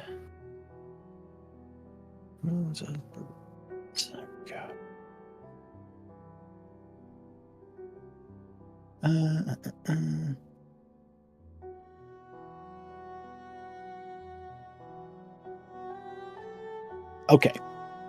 The hut is 15 feet on each side, basically. So we're looking at a 3x3 is what we're looking at inside here. And packed with old furniture, including a wooden cot, a wicker cabinet, a slender wardrobe, a wooden table, a stool, blah, blah, blah. None of that stuff's any good. But there is an iron tub that would appear to have some blood inside, blood stains, I should say, inside of it. In the middle of the room is a ghastly wooden crib. And inside of it is a doll. Not nearly as good as the Isaac dolls, but there is a doll inside of it. And everything inside of it, minus the crib, is bolted to the floor for, I assume, obvious reasons, right? So we don't know. So this is what we're looking at inside. There's also a giant fucking skull on the outskirts. We'll say Gertrude is in here as well. And y'all can move wherever you want, but Baba will basically hand out some tea that smells honestly very good. I am not drinking it. Oh, okay, yeah, no problem. If you don't want to drink the tea, you don't have to. Does my rogue sense pick up any poisons in this tea? Your rogue sense. Any poisons? Yes. No poisons. If you are suspicious, you can give me, goodness, I guess an Arcana. Well, I don't know what you do for poison necessarily. Arcana or history, maybe. Maybe it Could also be nature or survival. Nature or survival. Yeah, we could do one of those. If it's a Dealer's naturally choice. occurring. Anybody else that's looking like wants to check out their tea can do so. Your survival sense is telling you to drink the tea. I'm not full faith. Okay, yep. You're immune to disease. I was going to say, aren't you immune to disease? Like, yeah, right. Yeah. Where is it? Let's see here. Divine health. There we go. Mm-hmm. Disease, yes. Poison, no. Sure. We've just helped the granddaughter, right? I'm uncomfortably close to this lady. You can move, but like I said, it's a tight fucking fit. Here, I'll trade places. You're with you, uncomfortably near the close, door. or she is comfortably close. Yeah, in their bloody bathtub, basically. There, trade spots. You can be near the door. I'll be at There the you go. door, ready Oh, to God. run away. Right through. Sorry, it's just roots I out would there. like to be like just opposite wherever the creepy lady is. Yeah, you can move into the corner too if you want. She's just a grandmother. Yeah. Mm. Yeah, fuck Nellie's off. just sat sipping tea and vibing. She's like, oh, hey, nice person. Yeah, and those of you that drink on the tea, Yeah, just- I'll drink it. Why not? whatever your preferred tea is, that's what you're tasting. And she'll smile and be like, "Thank you for helping to get my granddaughter here. I was watching the road, and I'm pretty sure someone would have tried something but they saw you all and decided against that. I should also thank you for rescuing her from the devil. I don't have much that would be really helpful to you all, but I am a practiced magician." And she'll kind of scooch you out of the way there, second Melly, so she can get into her Ooh, chest. Yep. Mm. She will pull out 2 scrolls, one of which looks very, very dusty. And she will hand it to you, Melly. Oh, okay, thank you. And then she will hand the second one to you, Valmir. And then she will go sit back on her tub and be like, "If you are in the business of doing favors, I have a request." Indicating the scroll. Thank you for your generosity. Not gonna lie, I expected the worst when we found out Gertruda was being controlled, but I'm glad it was all for the best, her best interests. Baba will smile. Yes. The poor girl got lost last time, and well... Also, it's very hard to find people that are from Barovia to bring anyone down here because, well, as you could see, not really much here anymore. And your neighbors don't seem all too pleasant either. Yeah, honestly, those ones are annoying like flies. The other neighbors, the undead type, they're much more of a problem. They are the holier than thou type. Holier than thou undead? Oh, Yes, imagine I what- know. What an inconvenience having people like that around might be at times. 50 eyes, Melly. Excuse you. I don't judge your life choices. I appreciate the same courtesy.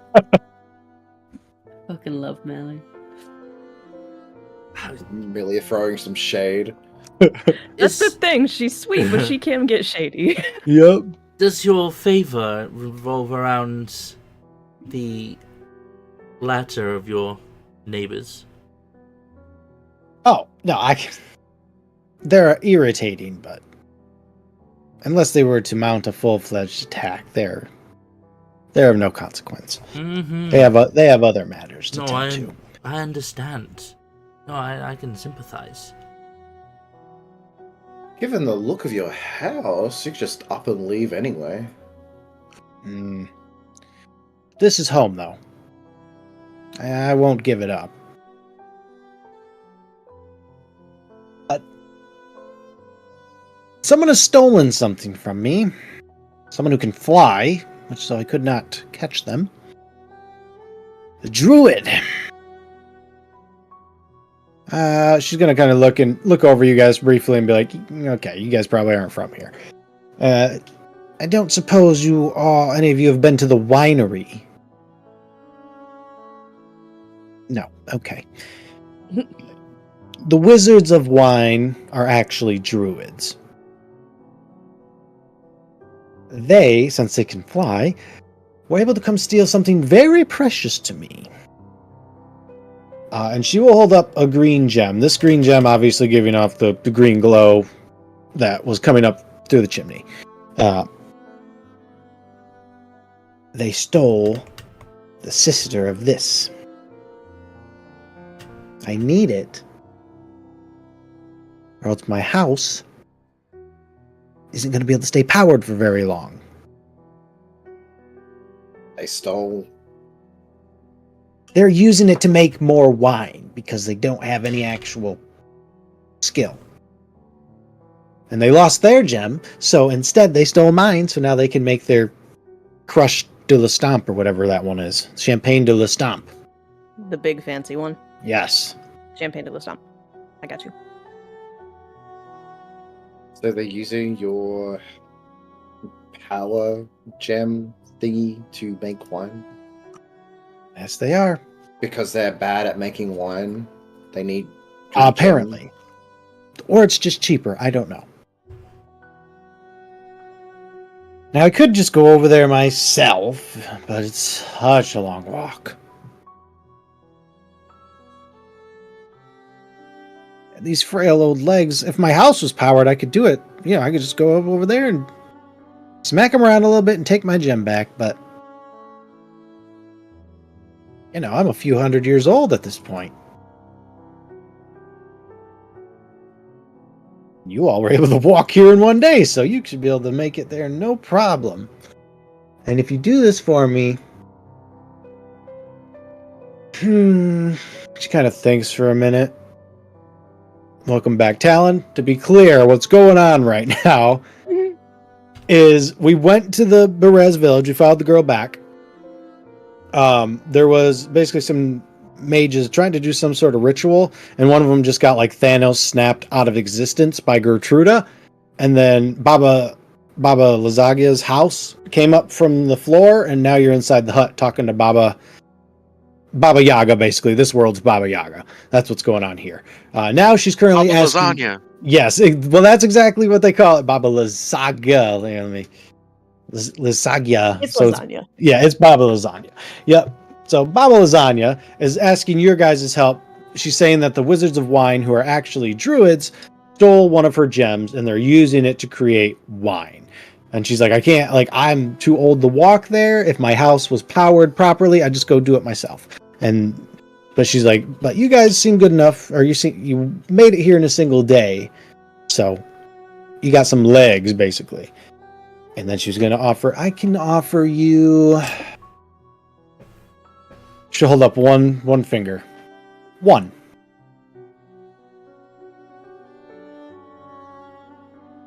One what? One, whatever you want. Do I know? Can I insight this Wish? bitch to see what she means?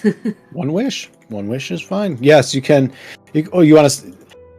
She's basically saying she will give you one wish. You can insight check her to see if she's telling the truth. Absolutely. Yep. A wish? Anything?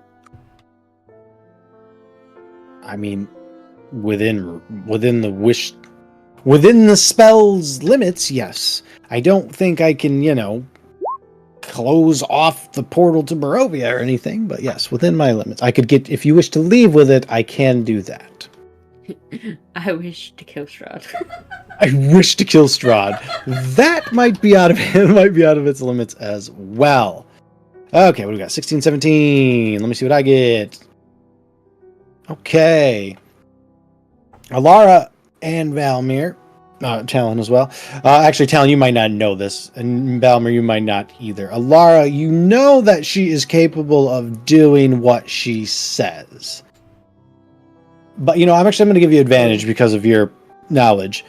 She's capable of doing what she says, but much like the wish spell itself, your wording has gotta be fucking pristine. She will not. Yeah, she will take an opportunity to do something. You know what I mean? Like, you have to choose your words carefully. Very carefully. Yep. Yeah. And 17, 11 doesn't seem like there's any type of deception. In fact, Valmir, you're confident there's no deception. Basically, if you say, I wish Strahd dead, then it could be interpreted of, Barovia just doesn't exist, so everything is just gone. Like, Strahd's already dead. Strahd's already dead. That's You got true. transported 300 years into the future. Strahd's already dead. Like, I wish. No, he is undead. He is already dead. I wish for bright sunshine to return to Barovia. Here you go. I'm gonna make it 150 fucking degrees, and you guys are gonna be like, "This sucks." oh, it's just like you just have a tiny little sun following you around forever. You didn't say where in Barovia. Like that Super Mario level where the sun fucking attacks you. Oh god. We Just fucking were angry. looking. Angry God, and it's sun. misty here too, so the fucking humidity. Can you Yeah, imagine? Oh, it'd be like Darwin. It'd be like Northern Territory all over again. Oh. Well, judging by this map, we need to travel west and then north, or north and then west to. We're in the direction we were traveling anyway. I see no reason why we could not just divert our path to travel to the west to look into this matter for you. At the map, basically you will pass the Vistani and Kresk before you get to like the crossing point for the Wizards of Wine. So you'll pass by those first. And then, yes, you can go south, basically.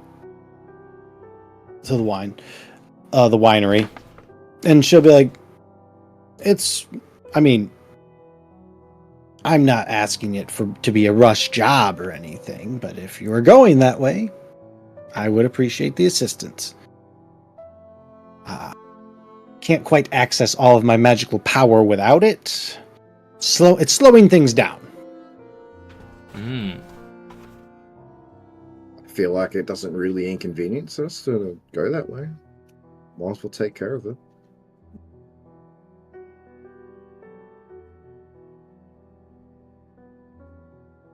Okay. And I feel like you're being being very generous with your reward. So it feels like you desperately need this gem back. Yep. Definitely do. Baba, if I may, what are these, by the way? And pointing at the two scrolls. Oh, right.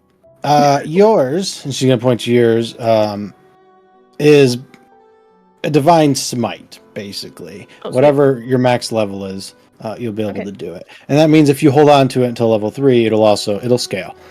Okay, one free max level spike. Yes. Mr. Bard, you can have yourself a level 3 Bard spell. Oh.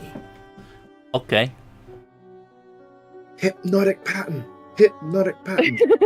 Well, I guess I should say any level 3, but I'm assuming like you can't use anything outside of your own list. So, but if you want to get another level 3, that's fine too. I will have a look.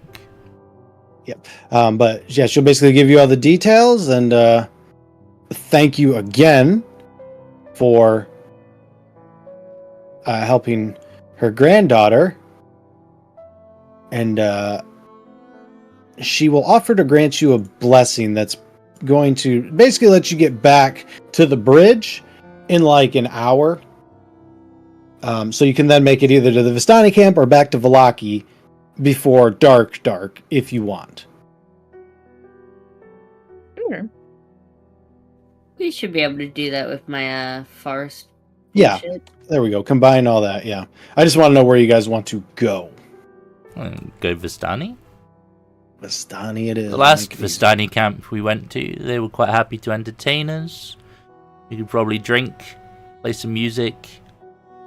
Okay, got that one through. And we said the glow was in the direction of the Vistani camp as well, Yes, right? the purple? The purple glow, yes. Okay. Okay, yeah, that tracks. Yep. Perfect. Okay, let me figure out where that... Take girl off the quest list.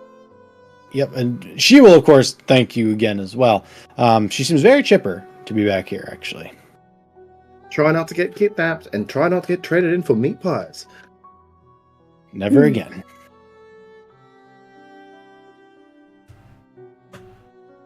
Okay, here we go.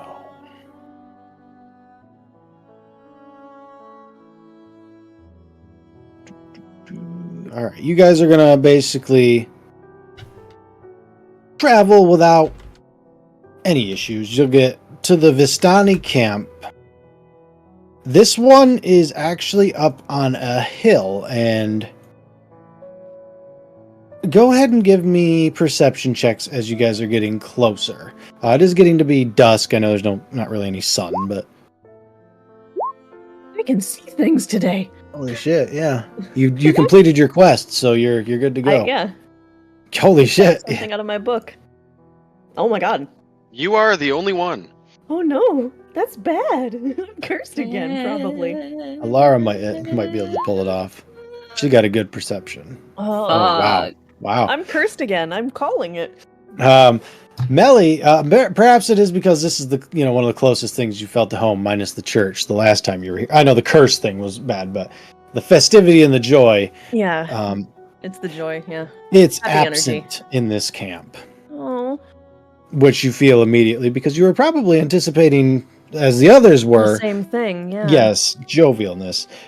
There is a Mhm. tension in the camp, and as you get closer.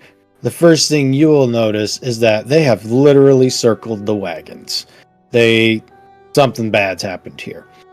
On the direct outskirts of this, I'm just gonna go ahead and it's got dynamic lighting. I don't know if we need all that. Hang on. Clear that shit out. Yeah, let's see everything. Just remember that there are walls. There's only really one building you can actually go into. Well, two, but yeah. Let me just make sure there's no spoilers inside.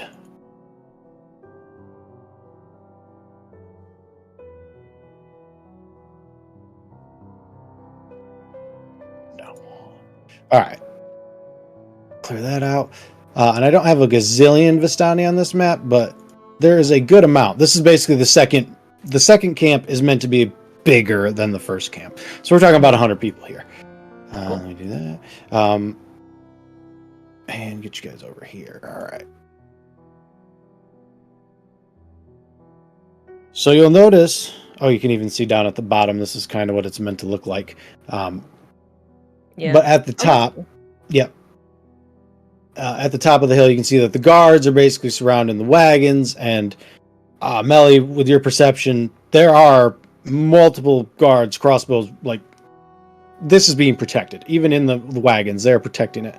And you can hear some shouting in the distance, but you can't quite make it out. Obviously, all of you will be able to notice that there are a couple of dwarves protecting this house, but outside of that, the other houses appear to be abandoned. The other thing you will notice from this house is that there is smoke coming from it, and there is no... the door might be closed, but... there's not supposed to be a door there. There's basically the glow of a fire coming from inside of there. But the rest of you will notice most of this. Mel, you're the only one that notices that there's guards inside of the wagons with crossbows pointing out as well. Oh boy. There's something happened here. And she's just walking like, mission found. Okay.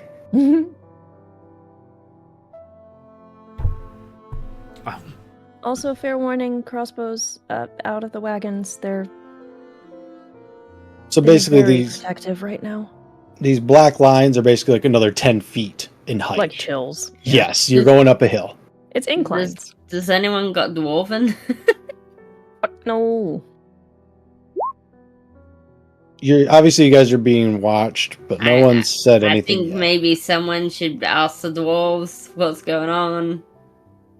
I'm gonna say it in common. I don't know if they'll understand me, but I'm gonna say it. Like, You're what's welcome to do going it. on? Melly is looking at the camp that should be happy and seeing there's a problem, so she does not give two shits about the dwarves. What is going on? Can you understand me? This dwarf will look back at you. And he'll look back to the camp and be like, werewolves. And now that you're closer, Elara, these two, first off, they're like, traditional heavy armor axe dwarfs. They got silver. Melly, once you basically get to there, you get a crossbow bolt at near your feet, basically. And That's fine. She's going up, hands up already. There's werewolves, guys. Yeah, this guy's gonna walk up to you. Yep, she's hands up and by her head already. Like, just going up there the whole time. And he'll look at you and be like, "What do you want?" Blacksmith's down there. I wanted to see what happened and if we could help. Or at least if I could help. You say that it's just like one of those like, what the who? Like, and he looks at you, he's like, help. Yeah. Lord Strahd send you? No, we were passing by and we knew the camp was here. Help me! Help me! Elara's gonna be whispering, going, "Help me! They're werewolves." Yeah, he's gonna look. The guard's gonna look at you, Melly, and be like, "You want to help, huh?" As soon as I figure out what's going on, yeah. Yeah, I'm gonna look over and see the rest of you guys. You guys are sufficiently armed. A couple of you are big and all that. And I'm gonna like, no further than this. Let me go get the boss. Absolutely. Take your time. And he'll disappear, basically. Safety in numbers, Lara. Let's see what is to be done here. But the dwarves have silver weapons. Yes, and how many of them are there? So two. And I can see at least Hundreds. a dozen individuals on top of the hill. They're werewolves. The people on the hill are werewolves, is that what you're saying? Pretty sure. Not sure, but pretty sure. I'm gonna perception check to see if I can, like, suspect it, but considering they've got silvered weapons, it would make sense that they're coming after werewolves. So. I mean, he did Are in just say Barovia. werewolves, not that these people were, because they're guarding too. They could all be guarding from werewolves collectively. Yeah. You give me a perception check and see if you can see anything, Lara. Unless that was your 12. Let's go. 24. Yeah. So you can see that the Vistani also have silvered weapons. So they are All clearly. right. Yep. There's werewolves somewhere, and everyone's got silvered weapons. I'm scared. This guy's gonna walk up, and I think his handout's actually like a bandit captain or something. Oh no, wait, he's got an actual handout. Big mean boy. mug, big million motherfucker. Yep. Biggin. Yep, he's gonna. And brother. Yeah, yep. He's gonna look. I think the younger one. Yeah, I don't remember. You might be right. I think Luvash is younger. I think Arigal might be the older one. I think Arigal's the older brother. Well, that's good. Then Arigal ain't coming down. He's gonna look up and down, look at the group, and be like, Melly don't look like shit. "No, exactly right." He's gonna be like, "Go on, kid. This is where the big boys play. Excuse you. It's just werewolves. They eat you And- alive." Really? Really? It's bold of you to have no faith when help comes to your door. Ain't help if I gotta look after it. How much do you weigh? That is a good question. Melly's Let me like, I don't have see. the patience for this. I am trying to help you. Don't get Right? in my way. And Elara's got, like, her bow on her. So she looks like a hunter. We'll say he's like 185, like 6 foot. That's not gonna be shit for Melly. Probably not. I was like, She bench presses him. Melly just goes, stand still, and fireman carries his ass. So you pick him up and he'll kind of be like, "Oh!" And then kind of like All And then right, just Major. gently sets Yeah. him back down and just. You don't have to look after anyone. And it'd be All right. kind of you not to be so judgmental. He'll stop, and he'll Go, Melly, kill them with kindness. he'll take a breath, Exactly. I personally don't mind being looked after once in a while. Of course you don't, Falmir. and he will apologize. Just say apologies. We're a little on edge here. I'm definitely on edge here. It's understandable. Come, join us up top. I don't like being out here. The dwarves protect themselves, but let's go to camp. We can sit, talk. And Melly just turns around with big beaming smile, just, we're good, come on. And he will lead you up. Very proud of herself. You're a bully, Melly.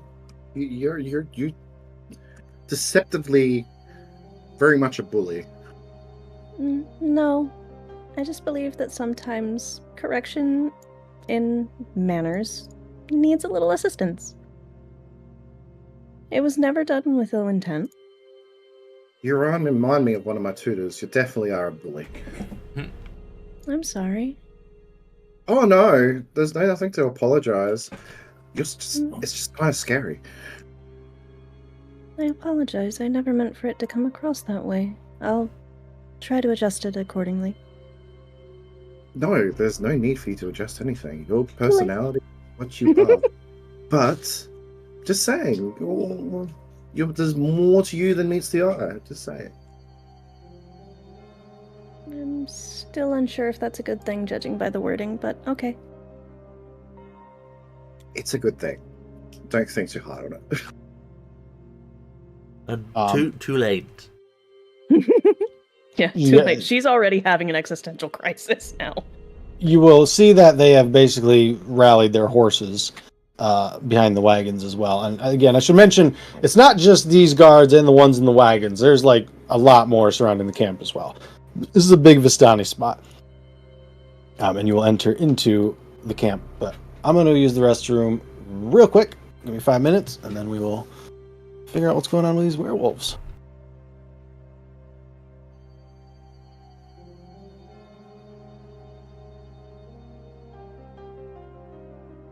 Fucking werewolves, man.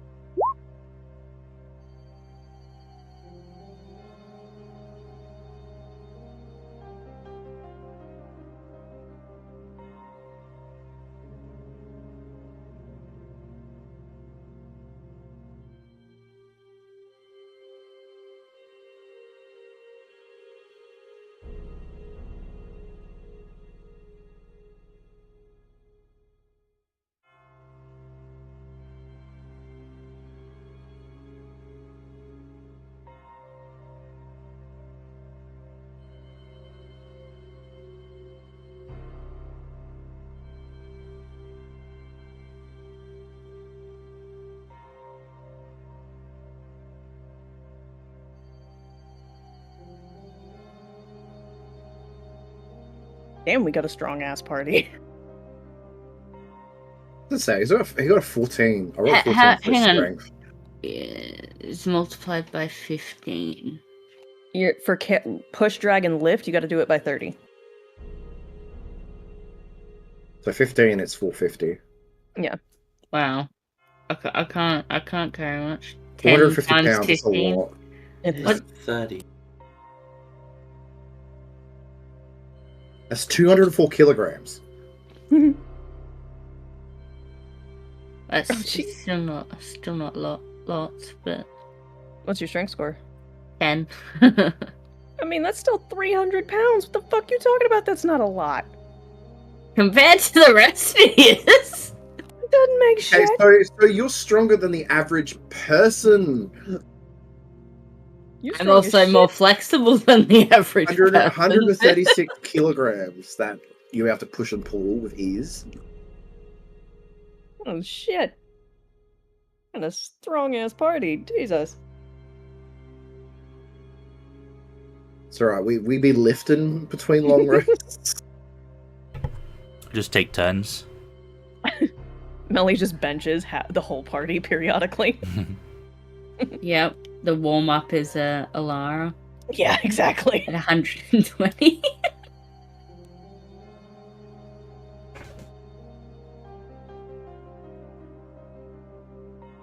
That is fucking hilarious.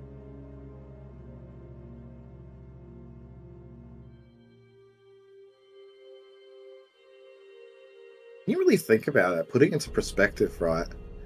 Like the average person at a strength 10 is really fucking strong. Oh yeah. And then you talk about max strength at 20, you're talking about lifting, pushing, dragging 600 pounds with zero issue. Yeah. The way I think about it is that it's like it's kind of like medieval strong, right? Like It's functional. the average person was like a working peasant, right? Like Yeah.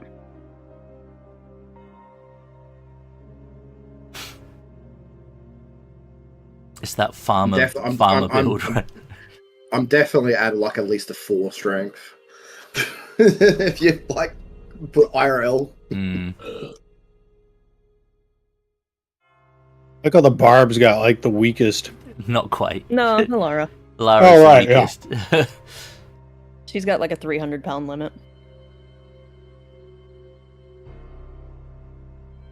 Just saying, his strength is just part of his charisma stat. He doesn't actually use it.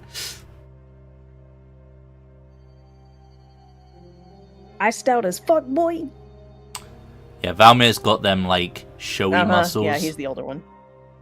I remember now that I see the art. Arigal.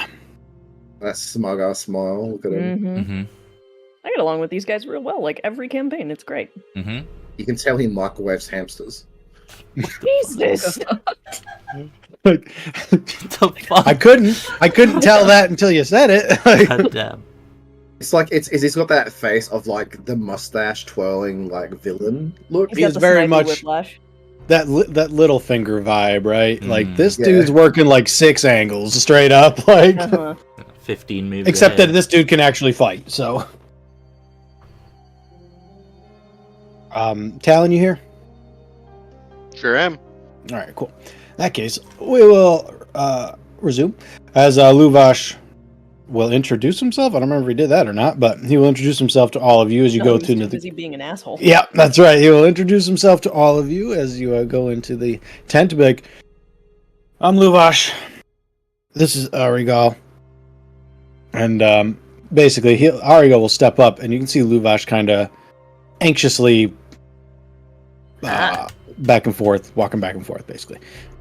And Arigal will smile and be like, "Forgive my brother. He's all heart, and his has been stolen from him, so he's a little irritable at this point." And Mel, you step up, so he'll hold out a hand to you and be like, "So it's a pleasure to meet you. You are Melly. nice to meet you, Melly." And he will shake your hand. Yeah, absolutely. And Ah. nice to meet you both as well. I'm kind of trying to find out what's going on and how at least I can help. We're in a bit of a sticky situation. I can tell. The werewolves have... You can't see the moon, so I don't know what's going on with that, but there's just been this glow. And we used to have this alliance. Alliance is a strong word, but we wouldn't cross each other. But one of our camps got attacked. We assumed it was just dire wolves. Well, assumed isn't the right word. We ignored that it could be werewolves because we were so sure they wouldn't do this. Now our young ones are missing, Oh. and the tracks. There is no denying it. We had a couple of witnesses as well. The werewolves stole them. Do you know what the werewolves do to children? Do you know the stories? Do I know the stories? Melly, probably not. Elara. Yeah, I'll give you advantage. Nope. Yep. Like, you know what werewolves are, but like beyond, yeah. It's the bard know the stories. Again, history could absolutely, if you've. Yep, the bard, of course, knows the fucking gory details. I have heard tales of these creatures aplenty. Where what? I mean, I'll give it a shot, but the Sure.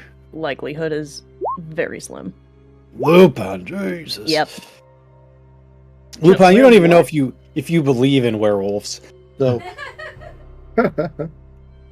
Despite being like his namesake is basically okay, yeah, you're right. Yeah, fair enough. Never mind. Valmir, the stories you know are just that of a very, very brutal upbringing. It's survival of the fittest, but not just that. Like, they will basically actively throw these children into combat against each other, and loser dies type of situation.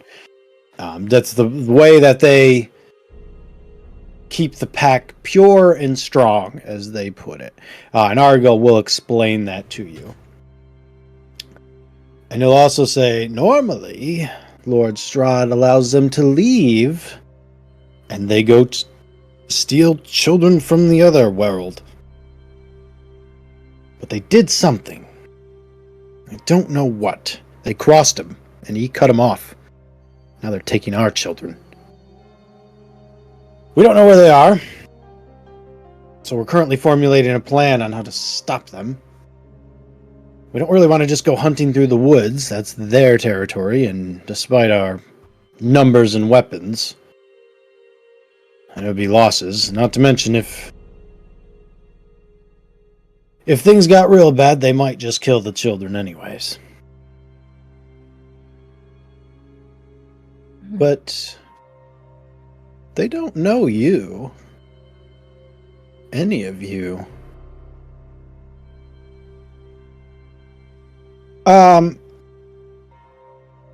Yeah, okay, everyone can give me an insight check.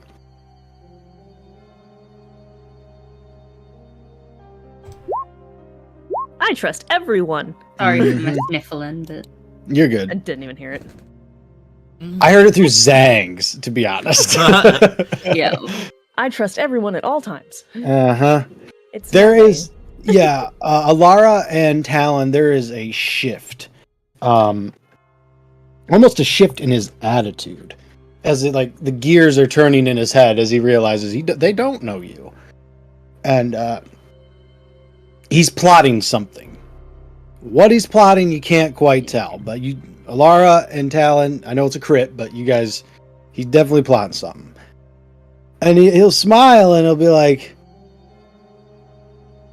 if you are willing to help, they might be interested in talking to you. You're outsiders. Maybe they'll think you know how to get out. You got here, after all. I don't want bloodshed, but I'm not going to let my niece be turned and potentially killed in the process.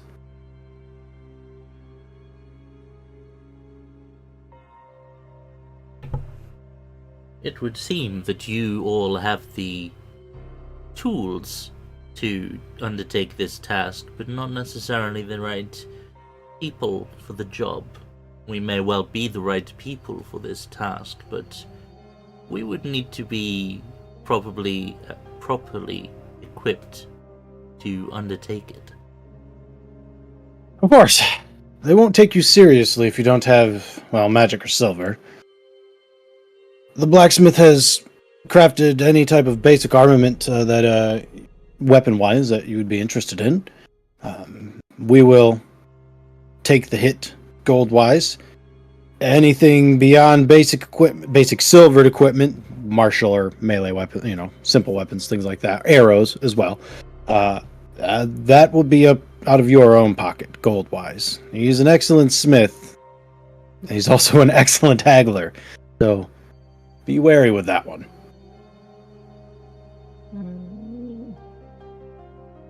I'm not saying it will come to a fight, Okay. but if it does, you don't have silver. Thankfully, with me around, the likelihood of fights is actually fairly low. Convince them to send our children back, and you will have my eternal gratitude.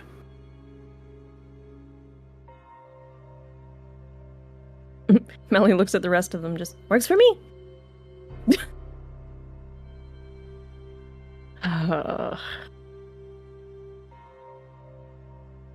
When you say I that, don't Lou, like it. yeah, Luvash will basically stop and he'll walk over and be like, "Please save her, Arabelle." Oh.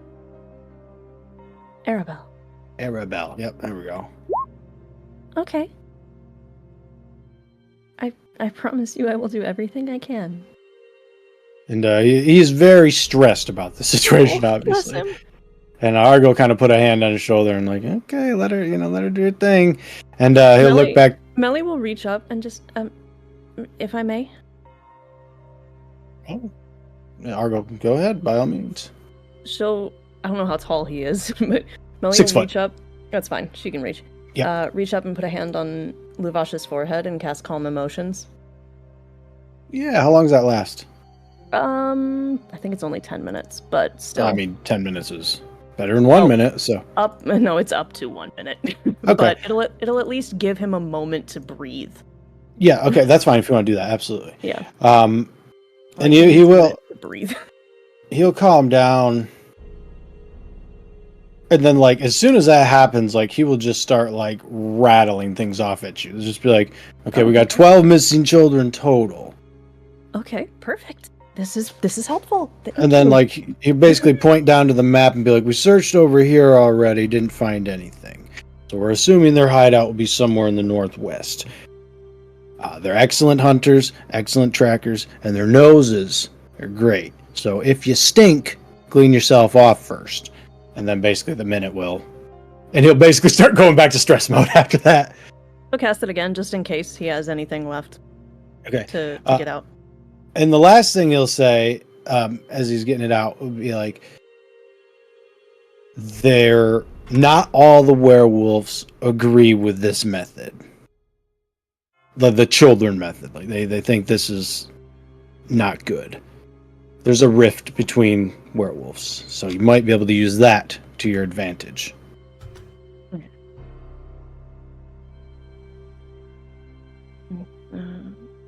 And then info. Yep, and he'll go back. Okay. And then Argo will be like, impressive. He was the one who dealt with the werewolves, so. I understand. And thank you. A little bit of a gift. We also have an expert tracker amongst our number, particularly adept at the forest environment. Mm-hmm. Excellent. Well, that will certainly be helpful. Obviously, it is quite late this evening. You can go get equipped now and take one of the... You're welcome to sleep within the camp, or you can sleep in one of the houses. Guards will be patrolling all night, so you should be safe. But if you wish to keep your own guard, that's fine as well. In the stories that I've heard, they have the advantage at night. They do. I doubt they'd be as... numbers? I'm hoping they won't be so bold. But yes, I agree. Safety in numbers. Plenty of room up here for all of you. Yay. And I suggest we get equipped and spend the night here. Head out as early as possible. You guys go ahead. I'm already set, and she'll tap her longsword. She already has silver. Mm-hmm. Yep.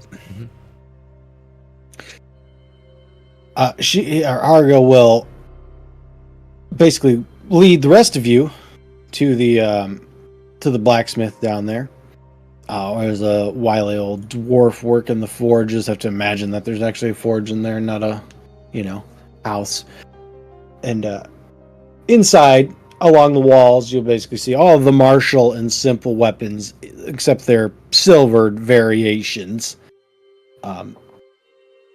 So if you want any of those will be free. Yep. He does have, like, as you walk in and you kind of inspect it, he'll be like, got some specialty items back here too. If you're looking for something a little more fancy.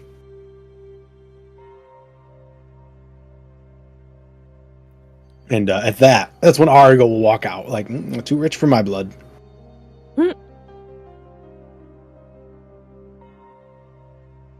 Do they have silver arrows? Yes, they do have silver arrows too. Currently, there are 20 made. You are welcome to all of them. How much for them, though? No, he'll give those ones to you for free. Those count as for you. I would happily take just a silvered longsword, but I happen to have upon me a length of silver chain. Mm-hmm. What would you be willing to trade for that? Imagine, given the situation, that acquiring silver that you could use might be somewhat difficult. He smiles and he says, "What do you mean? I work with the only guys that can leave Barovia. They get me all the silver I need, but let me see it. Maybe it's pure." Yeah, I'll show him I can't even remember where I got this, but it's 20 foot of silver chain. It was around Alexi. Oh, yes, there you go. Were Raven. Yep. And he'll look at it and he'll smile and be like, okay. Let's see. How about 150 gold?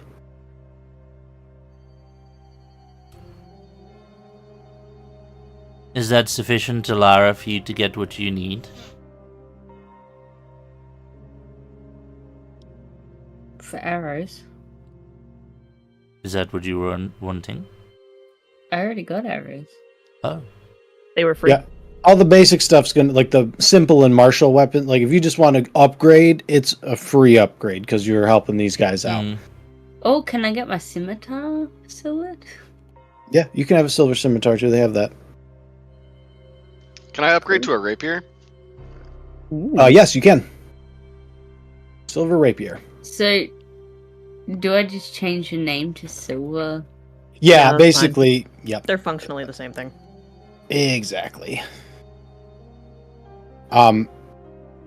He will also offer a +1 weapon of any type for 500 gold. Jesus. Yeah, I know. Okay, too poor for that. Yeah, I know. It's expensive. Maybe I should have came down. I can get to just over 200 if I sell this. Like 200 and nearly 240. That's still a long ways off. Yeah. I think given the situation that we're about to walk into, this might prove useful. But upon our return, I certainly might take you up on that offer. Or perhaps see if we can't wiggle a few more coin out of you. After all, you seem to be quite well off. He'll smile and say, "War's good for business." And he'll be like, and then he'll basically just say like, "Got him coming from the north, got him coming from the south. Gold's a flowing." Good to know. Good to know. Is there anything noticeably valuable in this room apart from the silver? The silver weapons, he does have clearly a lock box, but it's over in the corner near his forge. Like, the way to look at this is like it's not like a shop with a desk; it's a blacksmith forge. So like a lot of and there's just like weapon racks along the thing. So it's mostly open, is what I'm trying to get at. And in the corner there is a chest, and you see him put the gold, or he takes the gold out, assuming that you sell the silver chain from that chest. So that's clearly where he keeps his valuables. Yeah, I'm going to keep a hold of the chain for now. We might need to tie up a werewolf or two. It's true. You never know, yeah. How big is this lockbox? Like a treasure chest. Oh, okay. So I can't exactly slip it on the machine. Yeah, not one of the. Yep. All right. But if you all got your silver weapons and don't want to steal or buy anything else, you can go long rest for the evening. Make a note of this. Yeah. Does he have any? Is it just weapons here, or does he have armor as well? He only has weapons in here. If you want to ask him about armor, you can. I'm looking for something a little bit more solid, of the very flexible variety. I don't need your weapons, but I still need protection. Kind of blink. You can only use light, right? So you're looking for studded. Yes. Yeah, pretty Okay. much. Just a little bit more of an upgrade over leather. He'll point out the door and basically to the left and be like, "That's where they keep all the extra stuff. Might be able to find something in there." There's one of the other buildings, basically, is what he's pointing to. I'll head over there. Okay, sure. You head over there. Everyone else got what they want out of here. Everyone's got their silver weapons and stuff. Yeah. You can come back later and all that if you want to. So, all right. And you would have been there when he talked about the armor. So if you want to join Lupin going to the other side, you can do so. Lupin, when you get there, you can give me investigation or perception as you're looking through the. It's like piles of things. Okay. Yep. So it is just kind of just a makeshift warehouse is the best way to describe it. But after looking through a few things, you kind of come across what looks to be a few mannequins with various pieces of armor on it. Some of them have been taken off, some of them have been pieces for other armor, but you do come across a fully intact pair of or piece of studded leather that you will be able to use. Conveniently fits you too. Imagine that.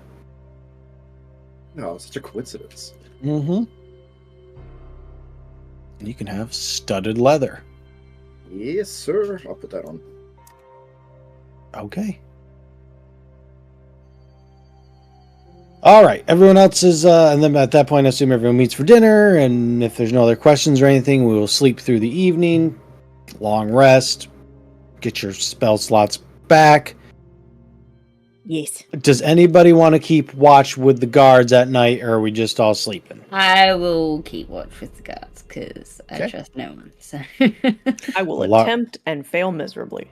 Alara is 1. All right. Melly is 2. Anybody else? I'm going to go for a midnight stroll. And does that mean you're keeping watch, or you're just No.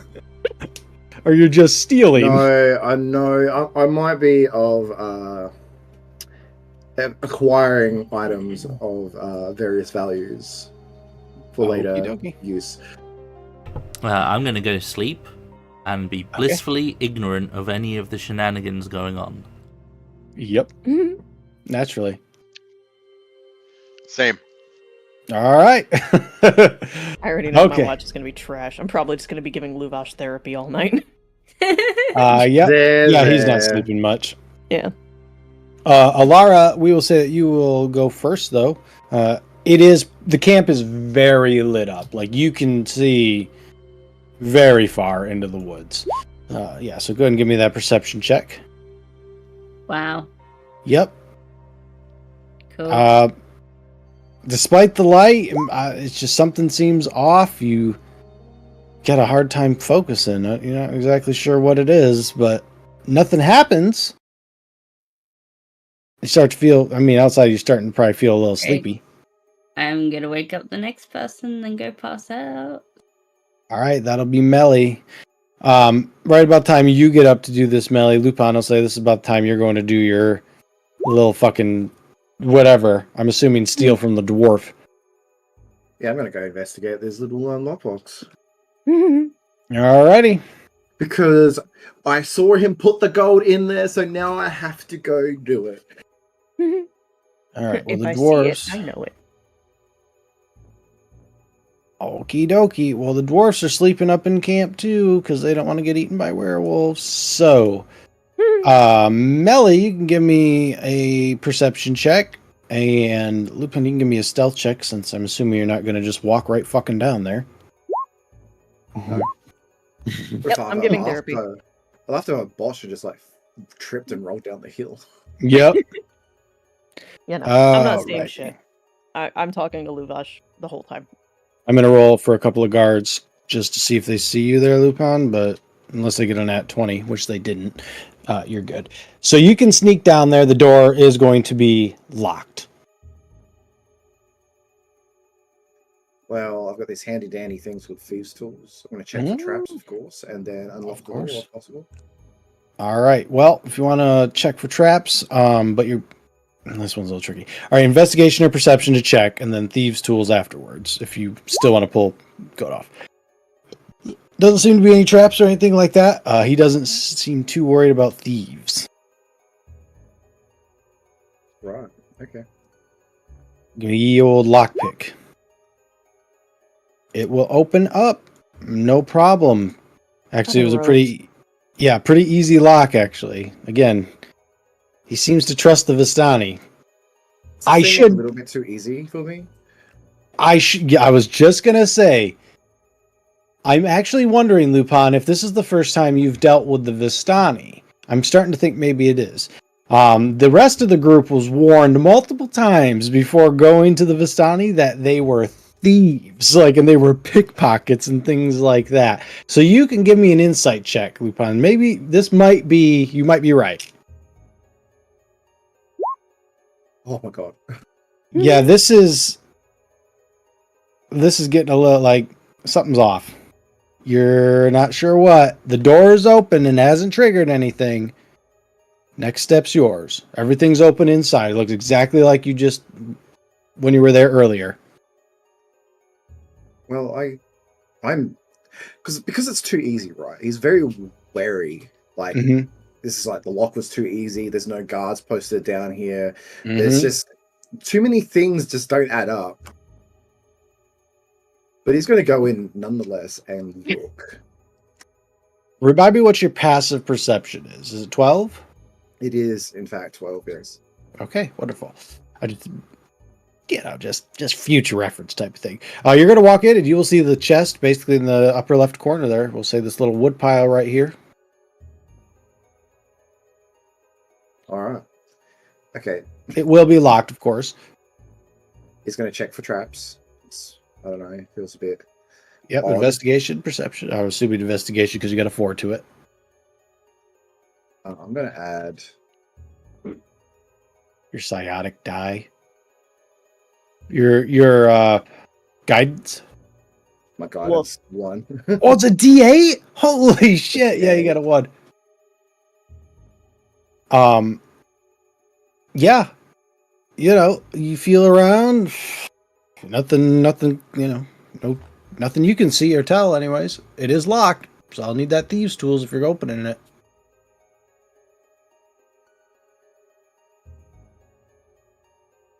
You will open it up without any trouble.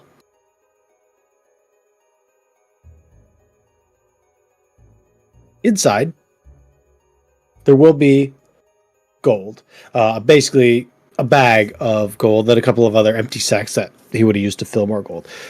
There's also what looks to be a smithing hammer, but as you can kind of look in there, in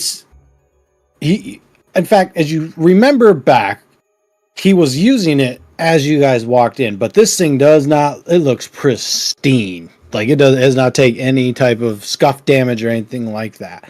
So obviously, some sort of magic going on there. There's also a pair of goggles and a pair of gloves, which you didn't see him have on, but they were in this locked box. And there's about 2,500 gold in here, just a rough estimate. Jeez, it's so tempting. Okay. Common sense dictates for me to roll. Common sense dictates for me to roll. Okay, so it's below a 10, so he's not going to use his common sense. Nope.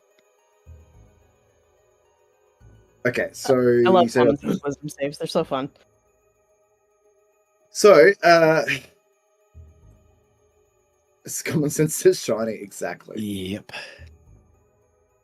Alright, so Thief of the Night. Well, it makes sense. He sees the gold, he sees the stuff, he sees it all, he takes it. How it is. All right. So when you basically, put half your fucking body in there, dig some stuff out, behind you, you'll hear two loud crashes as you turn around, and basically the two doors that you see right here, bars drop down, just and you are trapped inside of the blacksmith's thing currently. Okay, alright. Sucks to be you, mate. Okay, so immediately he starts looking for a way out. Yeah, let me get you down here. So these bars are too close together. There's no shimmying out of there. Still got the loot. Yes, he does have the loot. There's no shimmying out that way. You maybe get through like the really tight chimney. Outside of that, it's all wall, bro. Okay, so he's going to attempt the chimney. He's been in tight spaces before, so he's going to start like crawling up that, dislocating his like shoulders and moving up his arms and sort of like squirming up the chimney. All right, give me acrobatics or athletics. Your call. It's not going to be an easy check, but a fucking 21 will get you through there. Yeah. So, I'd it's like to say real tight. Before he leaves, though, I'd like to do this. He's going to shut the chest and lock it. Oh, how nice! Smart shit that no one ever does. Yep. All right. So, Jesus Christ! All right, yeah. So you're getting out with a bunch of shit. Santa Claus, reverse Santa Claus, and basically out the fucking chimney. And I'm gonna go ahead and roll me a stealth check, unless you're planning to just walk right the fuck up. Does he get advantage for being covered in soot? Jesus. Disadvantage for carrying 2,500 worth of fucking gold. Doesn't matter. You still roll 26. All right, I'll roll some d20s for the guards to see if they spot you. But Hey, almost got real close. It's like, Melly, holy shit, 31. no, it's just those. Melly, I'll give you one too, but oh yeah, sure. it's gonna have to be a crit. I'm pretty sure. It would have to be, and even then, it would just be by virtue of it being a crit. Like my number won't match. No. Yeah. Absolutely not. Nope. Better this time though. Confident nothing's happening, Okay, even though so something's happening.